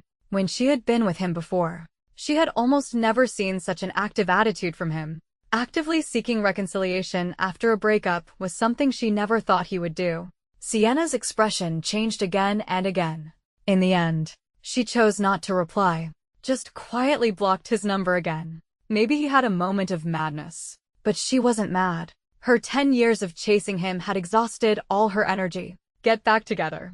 Unless she was truly mad. She would never do such a thing. Julian sat on the sofa, on pins and needles. It had been half an hour since he had sent the subtle message of reconciliation. But his phone was still silent. Julian thought, even if she had gone to take a shower, half an hour should have been enough. So he held his breath and sent another message. But a glaring red exclamation mark appeared in the chat box. He had been blocked by Sienna again. Julian's heart instantly plummeted, shattering on the ground. He stared blankly ahead. There was nothing in the air, yet it felt as if someone was there. In the 3 years since their breakup, he had often felt someone was with him in the air. He knew he was sick, but he didn't dare to get treated, because he was afraid this person would disappear from his world. At that moment, before his eyes, was Sienna in her familiar warm yellow pajamas, sitting there, working on her laptop, glancing at him from time to time. "Why do you keep looking at me?" Julian had never asked before, because he was used to ignoring her loving gaze. But now, he wanted to ask. "Sienna, do you still love me?" He said it out loud, but the vast room was filled only with his own breathing. Sienna's shadow was gone. There was nothing there. Julian finally closed his eyes in humiliation, his heart filled with a desolate sadness. The next day, Sienna went to the firm. She had intended to move forward with the case, but her boss called her into his office. "There's been a problem with the lab. They said they need to postpone the delivery date." Her boss looked at her hesitantly and said, "Go and find out what happened. We can't delay this case. If they want something, cooperate as much as you can." Although he said that, his eyes clearly meant, cooperate at all costs. Sienna clenched her fists, a sense of helplessness welling up inside her. She didn't know what Julian was thinking now, but she couldn't avoid him on a work matter. Sienna sighed and relented. "I understand. I'll go and visit him personally." After leaving the office, she returned to her own, opened her phone with a blank expression, pulled up the original file, made a few changes, and printed a new copy. With the fresh contract in hand, she grabbed her coat from the chair and left. It was late autumn, and it was cold outside. When Sienna arrived at Julian's lab, her face was a little pale. She had rarely come here. 3 years later, most of the employees had changed, so everyone treated her as an employee from the ditching firm, not as their professor's ex-girlfriend, until a girl saw her and gasped. Her eyes filled with disgust. "Sienna, how dare you come looking for Professor Julian?" Sienna sneered. She recognized this person as an old employee of the lab, someone who knew about her and Julian's relationship. As for why she had such inexplicable animosity towards her, coincidentally, Sienna also wanted to know why. With the girl's question, the atmosphere instantly froze. Everyone's gaze toward Sienna became strange, as if she had done something wrong. Sienna remained calm but kept her doubts in mind. Fortunately, Julian came out soon after. The moment he saw her, a clear joy spread across his face. Sienna raised an eyebrow, a little surprised. Seeing Julian, everyone dispersed. The two of them went into his office, one after the other. Sienna instinctively took a closer look and found that this room, where he spent almost 12 hours a day, was surprisingly simple. A bookshelf against the wall was filled with books, from physics to mathematics. Most of them showed signs of being read. Sienna tore her gaze away and looked at Julian. She didn't beat around the bush. "Julian, didn't you want to talk? I'm here. Can the contract be fulfilled after we talk?" Julian had been happy to see her, but hearing her words, his face instantly stiffened. The previously relaxed atmosphere became awkward. This was why Sienna didn't want to talk to him. He was always so cold. When he was happy, he would talk to her a little more. When he wasn't, he would freeze everyone out. It was a subtle form of control, but he didn't know it. "You despise me that much. Apart from work, you have nothing else to say to me, like the truth about why you went abroad." Julian was pointed, a flash of pain in his eyes. Sienna frowned. She knew that if she didn't clear this up, it would never end.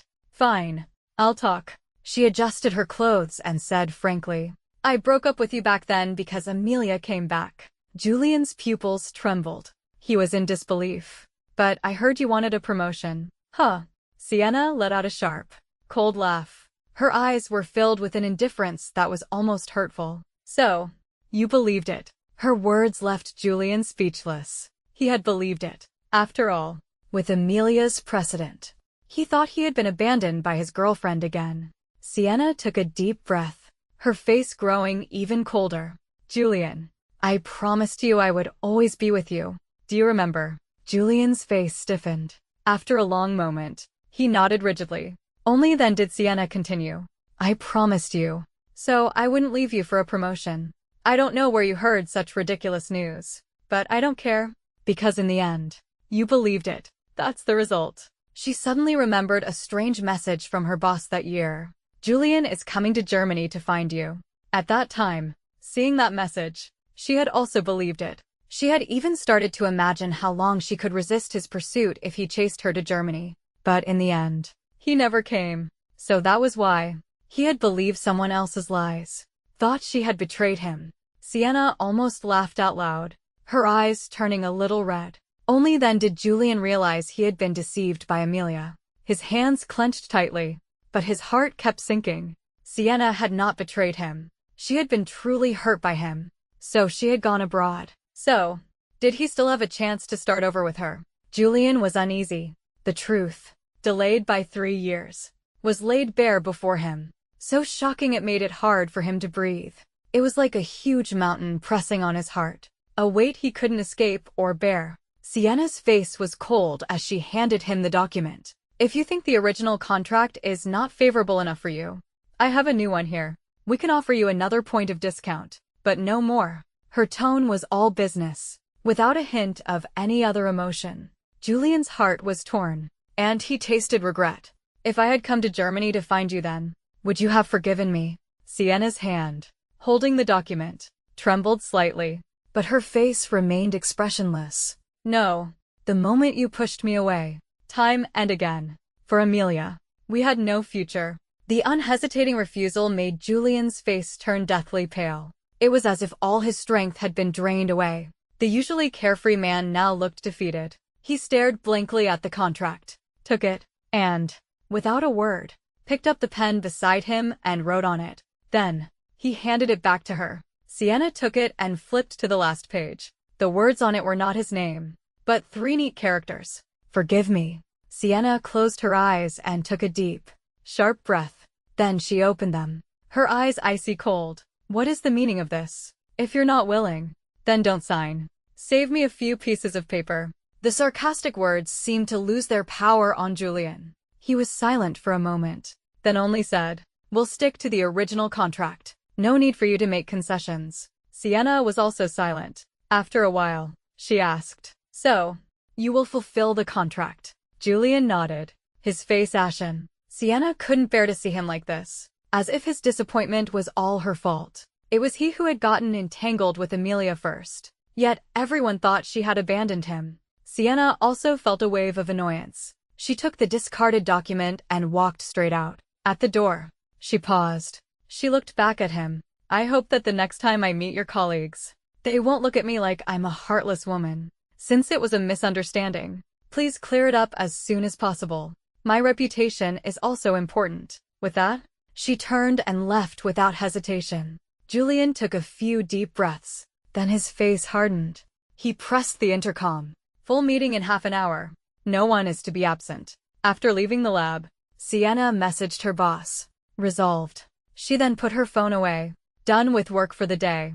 In that moment, her heart felt a little bitter. She had thought that after going to Julian's office and clearing everything up, she would feel less sad. But she hadn't expected that for these 3 years, Julian had been resenting her. Their misunderstanding had existed between them from the very beginning. Yet neither of them had been willing to resolve it. She loved Julian, but she didn't know how to open his heart. She thought that if she could just be a little more humble, a little more persistent, she could move him. But she never thought about whether he needed her kind of devotion. Perhaps, from the very beginning, he had just been amusing himself with her. And now, perhaps he had just gotten used to her. So after all this time, he had chosen her again. Not because of love, but because of habit. Sienna's expression turned cold, but the phone in her hand buzzed violently at that moment. The screen showed 3 big words. Felix. Sienna's heart skipped a beat again. She didn't know how to handle this call. She hesitated, then answered. What's wrong? Felix. unaware of what she had just been through, said with a laugh, "What do you mean? What's wrong? It's after work." "Of course. I'm asking if you want to go out." So that was it. Sienna sighed. She had been through too much today. She was exhausted and just wanted to drink and vent. So, without thinking much, she replied, "Forget it. Let's make it another time." Felix's voice paused for a moment, but he didn't press. He readily agreed. Sienna grunted in acknowledgement and hung up. She quickly sent a message to Lambert.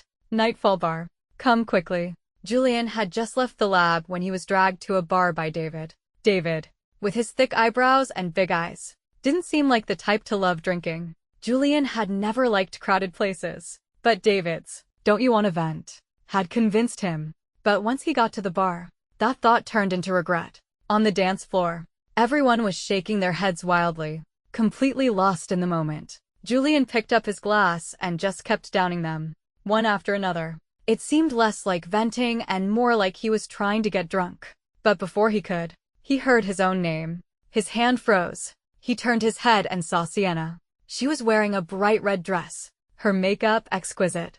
She and Lambert were laughing and cursing him. Yes, they were cursing him. Lambert, having heard what happened today, slammed his hand on the table, startling the men around them. "What right does that guy Julian have to ask you to get back together? Hasn't he hurt you enough? You wasted 10 whole years on him.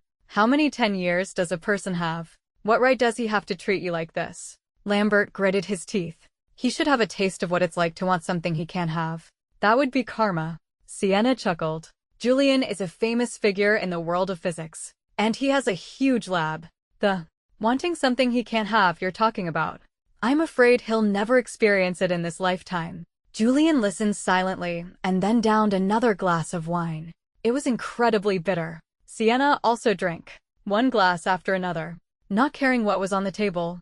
The drinks were all sweet, and she thought they weren't strong. But she had forgotten that many of those sweet drinks were strong, specially mixed cocktails. So, soon enough, Sienna was drunk. She mumbled, "Actually, you can't really blame Julian for this." Julian's body tensed. His hand unconsciously gripped his glass, and he slowly moved closer to her. Sienna, unaware that he was right behind her, said frankly, from his perspective, "I'm no different from a heartless woman who suddenly abandoned him.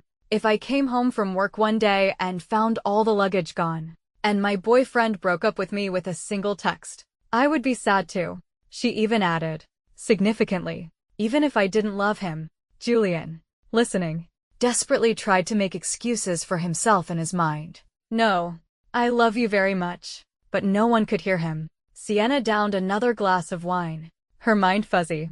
"But tell me, what is Julian really thinking? Why couldn't he see me at all when I loved him? But now that I don't love him anymore, he's coming back. Could it be that he has some kind of secret, special preference?" Julian almost choked, holding his breath in the bar. He never thought his inconsistency would make Sienna think of that. In an instant, his face turned red and then dark. A fascinating sight. Lambert laughed for a long time, then put an arm around her shoulder and winked. "Why are you still curious about him? Don't tell me you're still not over him."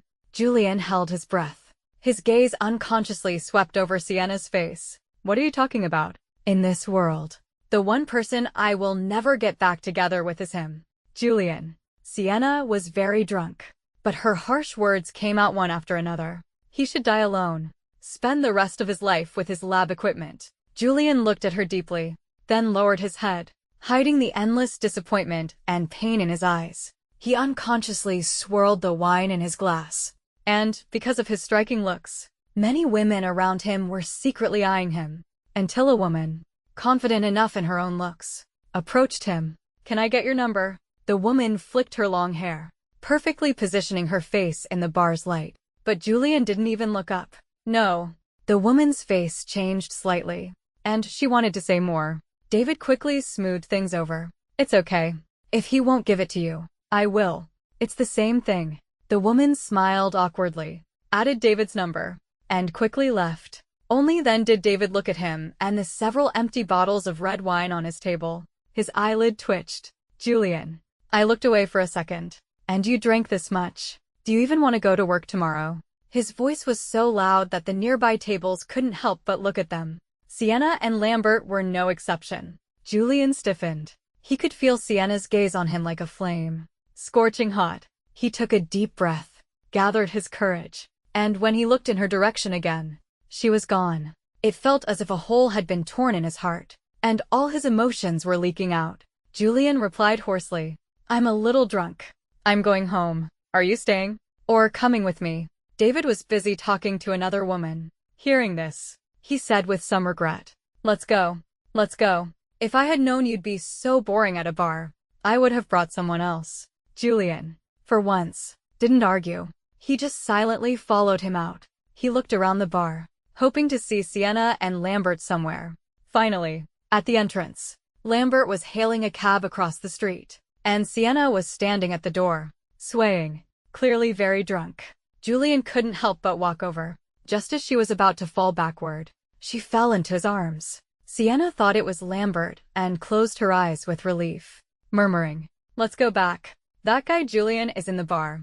Let's run before he catches us." Julian gave a bitter smile. Even when she was drunk, all she could think about was running away from him. Did he really disgust her so much? Lambert couldn't get a cab and came back, annoyed, to see this scene. His best friend, who had just sworn she would never have anything to do with Julian again, was now leaning against him, smiling and running her hands all over him. What a horrifying sight. Lambert's mouth fell open unconsciously, but when Julian saw him, he didn't let go. Instead, he unconsciously held her even tighter. "Did you get a car?" Lambert shook his head honestly. "There are too many people here. I can't get a cab." Julian grunted in acknowledgement and then held Sienna tightly in his arms, because if he didn't, her hands would have started pinching him. Lambert was also impressed to be so publicly groped by Sienna, and for Julian to remain so calm and composed. But only Julian knew that the fire he had suppressed for 3 years was now burning fiercely. He forcefully suppressed his desire, took out his phone, and while calling for a car, replied, "Since we can't get a cab, let's just take my car. I'm calling a driver now. He'll be here soon." Lambert hesitated, about to say, "That's not a good idea," when Sienna whimpered and hugged Julian tightly, saying sweetly, "What took you so long? I've been waiting for you at the bar for so long." At her words, all 3 of them froze. David and Lambert were frozen in awkwardness, but Julian was frozen in silence. He said nothing, just held her even tighter. Seeing this, Lambert shook his head helplessly and said no more. As he said, the driver arrived quickly. The 4 of them got in the car. David was in the front passenger seat, and the 3 of them were squeezed in the back. Just as they got in the car, Sienna started acting up again, wrapping her arms around Julian's neck and saying repeatedly, "My head hurts so much." "Julian, do you know?" Julian helped her down and gently patted her back. His movements were clumsy, but they were gentle. "Can you bear it for a little while? There's sobering medicine at home. We'll give it to you when we get there." Sienna obediently lay in his arms, nodded, and then closed her eyes with a frown. Lambert snorted. He had finally figured it out. He quickly said, "Sienna isn't going back with you. Just find a hotel for her." But Julian disagreed. A drunk person needs to be watched. Otherwise, if they vomit, there's a risk of suffocation. Lambert was taken aback. He hadn't thought of that. He was instantly at a loss. "But you're already broken up." Julian moved a little, and Sienna in his arms stirred restlessly. "Julian, don't move. I'm not comfortable." Lambert cursed himself for being a busybody. There was no better solution now. Besides, this girl, when she was drunk, had no one but Julian in her head, and she still claimed she didn't like him. So stubborn. 2 stubborn people together. A match made in heaven. Lambert's head started to ache too. He couldn't be bothered with the couple's drama. He quickly gave an address and said, "I don't care anymore. Just drop me off at home first. I'm so dizzy." Julian naturally agreed. The driver dropped off David and Lambert one by one, and finally brought them home. Julian carried Sienna, walking step by step towards the home they had shared. 3 years. He had never thought that when Sienna left, it would be for 3 years. In these 3 years, he had imagined her return countless times. So, he hadn't even dared to change a single piece of furniture. Even the sticky notes, when they lost their stickiness. He had glued them back on, one by one. The moment the door opened, Julian lowered his head and gently placed a kiss on Sienna's cheek. He said hoarsely, "Sienna, we're home." Sienna was in a daze and didn't hear what he was saying. She just vaguely heard the word, home, and smelling the most familiar scent from her memory, she instantly softened, clinging to him like a vine. "Julian, I'm dizzy." Her words sent Julian's reason teetering on the brink. He took a deep breath, his hands holding her trembling, but he refused to let go. He didn't know if Sienna would curse him for taking advantage of her when she woke up. But this was what he wanted to do now. He wanted to take care of her, just as she had taken care of him. So, he laid her down on the bed and then took a towel and gently wiped the makeup from her face. Julian had never paid attention to what kind of makeup remover she used, but he remembered her once saying that sleeping with makeup on was bad for the skin. In that moment, all her past nagging words flooded back into his mind. As the makeup was slowly removed, a face he knew so well appeared before him. This was the person who had tormented him every day for the 3 years she was gone. Julian couldn't help but place another kiss, his breath on her face. He was about to kiss her lips when he saw her frown unconsciously. It was like a flash of lightning, instantly bringing him back to his senses. Julian sat on the edge of the bed, breathing heavily, but he kept his distance. His gaze remained fixed on Sienna. After a long time, he whispered, "I'm sorry. I'm sorry for everything. I'm sorry for ignoring you when we were together. I'm sorry for not being able to sort out my own feelings. For bringing another woman before you when I had already fallen in love with you. I'm sorry for everything I did. For all the hurtful things I said. Maybe this is the last time I can be this close to you. Maybe we'll never see each other again after this. But I still want to say, I'm sorry." Julian fled, after murmuring all his thoughts. This man who could face a mountain collapsing without flinching actually had red eyes. He then turned and left the room. The room was deathly silent. Only on the bed, a single, crystal clear tear slipped from the corner of the sleeping Sienna's eye. The next morning, Sienna woke up with a splitting headache. She looked around and shot up from the bed. This was Julian's bedroom. It had also been her room for 5 years. Sienna hammered her head, but she couldn't remember what had happened yesterday. She only remembered going to the bar with Lambert, drinking, and then the two of them cursing out Julian. And then, what happened after that? Why was she at his house? Sienna instinctively checked her clothes. They were intact. She breathed a sigh of relief.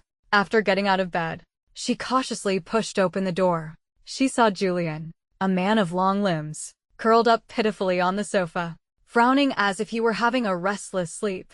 Sienna stared at him for a few moments, then went back to the bedroom and got a thin blanket. She had been worried that, after 3 years, the blanket wouldn't be in its original place. But when she opened the drawer, the familiar arrangement instantly met her eyes. And with it, the familiar sticky note. Sienna froze. She stared at the slightly faded sticky note, still in its place after 3 years. And her nose suddenly stung. After a long moment, she took the blanket and came out, gently covering Julian with it. He didn't wake up. He also had the faint smell of alcohol on him. Sienna instinctively wanted to leave, but he suddenly grabbed her wrist. "Don't go." Sienna's heart skipped a beat. She thought he was awake. She looked down and saw his eyes were closed, his brow furrowed, but he had accurately grabbed her wrist. She didn't know what he was dreaming about, but he kept murmuring, "Don't go, no matter what." She couldn't just leave him here, but his grip was tight. She couldn't even easily get him to let go. So she leaned close to his ear and whispered, "I'm not going anywhere. Can you let go first?" Julian's body stiffened. Then, as if he had heard her, he hesitantly let go. A warmth spread through Sienna's heart.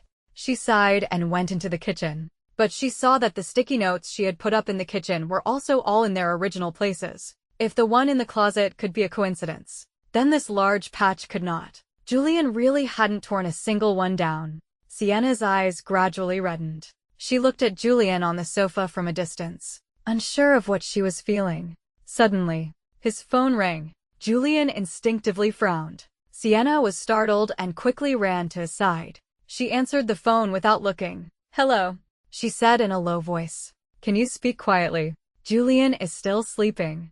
There was a moment of silence on the other end. Then, a sneer. Only then did Sienna realize something was wrong. She took out the phone and froze. Amelia's call. Sienna hadn't expected to receive a call from her at this time. And remembering what she had just said, her cheeks burned. That's not what I meant. Sienna. Amelia suddenly interrupted her. Her tone flat. Congratulations. You're finally with Julian. All the words caught in Sienna's throat. Amelia didn't care. She continued. That social media post 3 years ago was fake. I photoshopped the picture. Sienna was taken aback, wondering why she would suddenly say this. Then she heard Amelia's self-deprecating words. For this, Julian called me I don't know how many times last night. Is he so worried you'll misunderstand? I don't think you like him that much. You're only asking now. Isn't it a little late? The truth was laid bare between them. It was awkward and suffocating. They hadn't been like this before. At first, Sienna and Amelia were the ones who had become close first. They would hold hands and go to the restroom together, walk on the playground together, chat about gossip, and watch movies. When had it all changed? It was when her attention began to shift to Julian. The three of them became good friends. Everyone said Julian and Amelia were a perfect match. And she began to feel inferior, especially when she gathered the courage to confess to Amelia that she liked Julian. And the next day, Amelia appeared before her, holding his hand. She felt her world had collapsed. Before that, Amelia and Julian's relationship was good, but not to the point of being in love. Why would Amelia suddenly fall in love with him? Sienna thought about it and asked frankly. She knew this might be the last phone call between her and Amelia. So, she wanted to solve this 8-year-long mystery. Amelia was silent on the other end for a long time. Then she sneered and dropped a bombshell. Because I'm jealous of you, Sienna. When Amelia met Sienna, she was the best-behaved child in the eyes of her relatives. And she, no matter how hard she studied, only earned A. She's smart, but she's not good with people. It might be hard for her to get married in the future. From the elders. In that moment, she understood. Because she was a girl, no matter how smart she was no match for the sweet-talking Sienna. She was jealous of her from the very beginning. So Amelia forced herself to be friends with her. Even though she found the things Sienna liked childish, she thought she could endure it to learn her good points. But the more she was with her, the more jealous she became. Why could Sienna play with both boys and girls without a care? Why would her parents buy her whatever she wanted with just a little sweet talk? Why was she not criticized too much even when she made a mistake? Why did she, Amelia, have to lose to her? Thinking back now, she was probably blinded by jealousy. So when she heard Sienna confess her love for Julian, she went to him in a daze. You're a smart person. No one in this world is more suitable for you than me. I can support you in your work. And I don't care if you love me or not.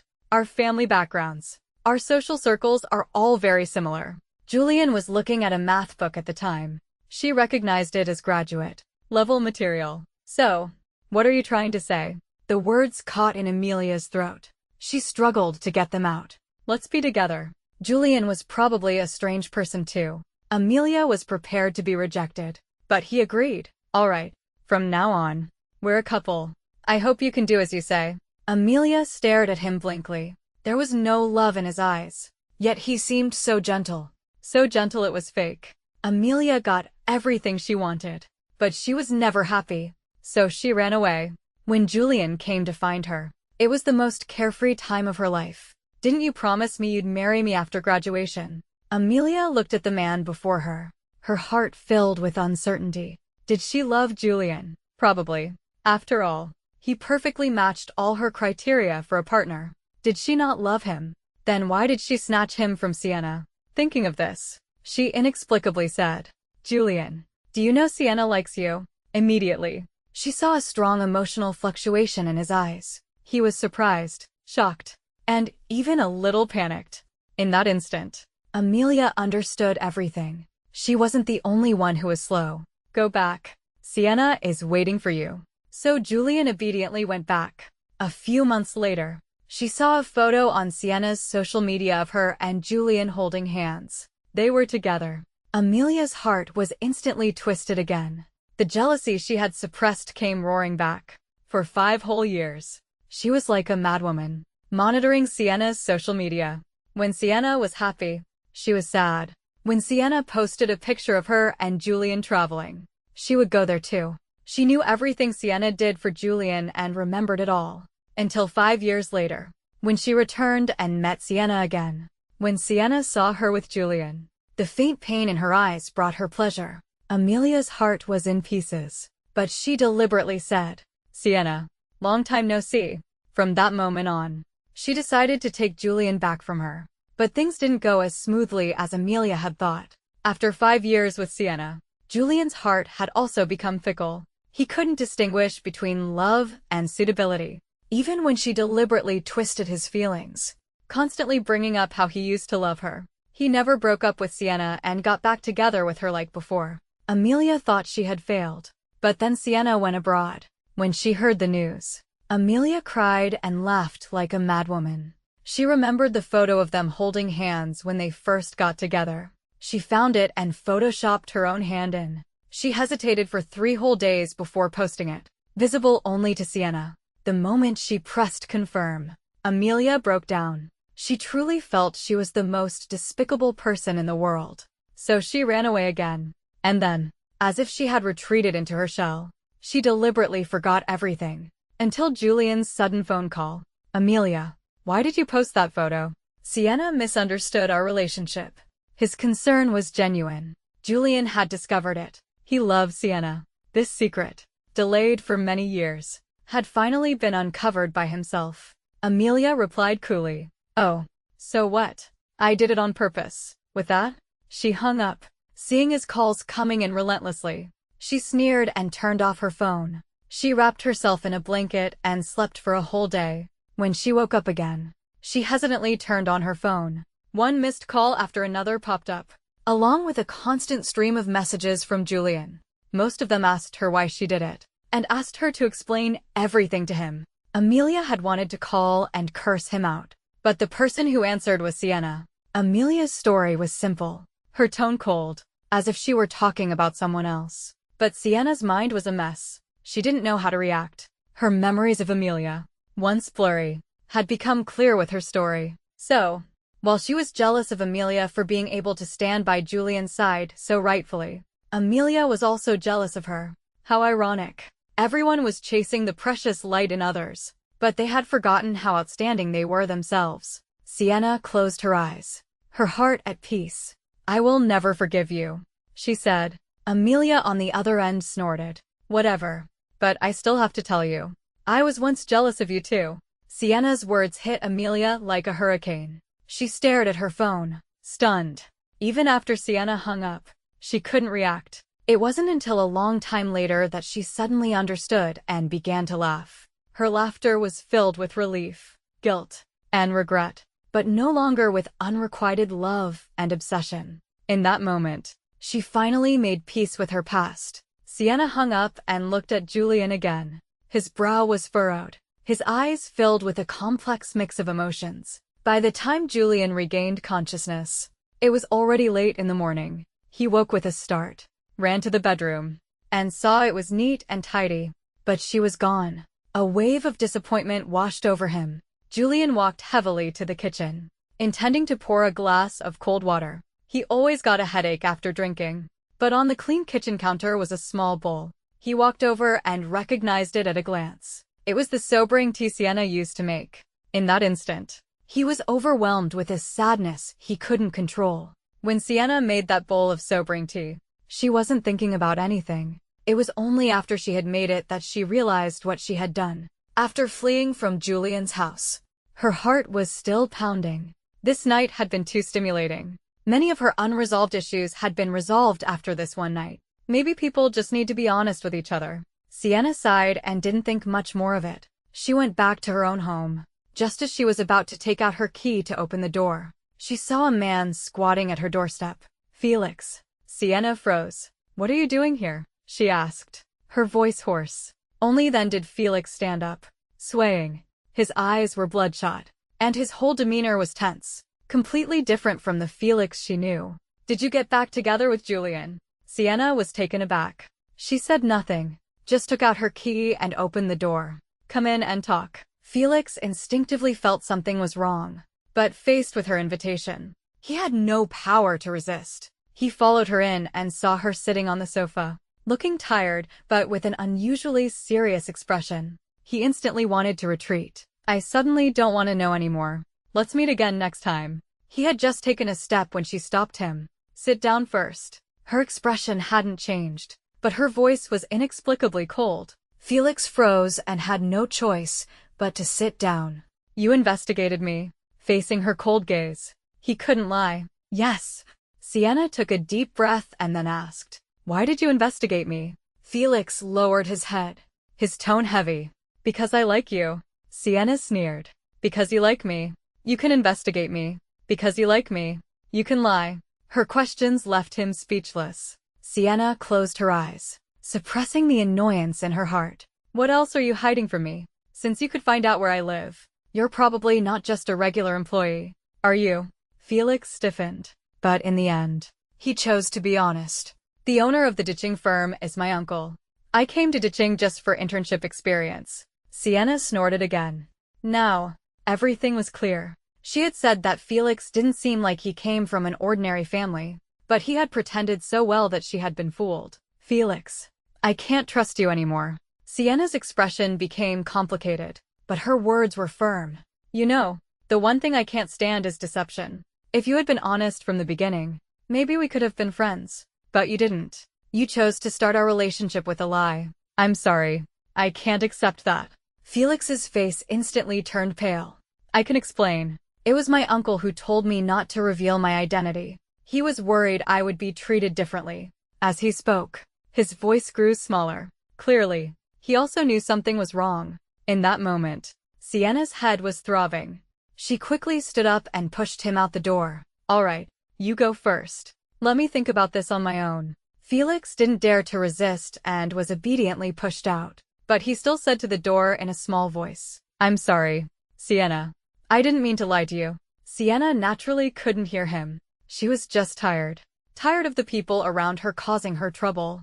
After sending a message to request a leave of absence, she collapsed onto the bed and fell into a deep sleep within a minute. When she woke up again, it was to the sound of urgent knocking on the door.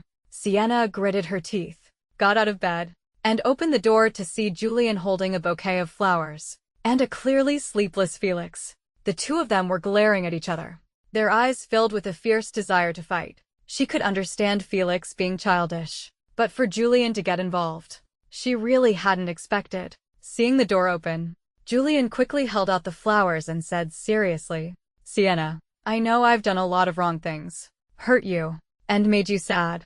I apologize for all of it. I really know I was wrong. You can keep cursing me, hating me, but I won't give up. Even if you have a boyfriend now, I can still. Sienna's eyes widened, and she quickly covered his mouth. Felix was taken aback and rushed forward to pull her hand away. How can you touch his mouth with your hand? It's so dirty.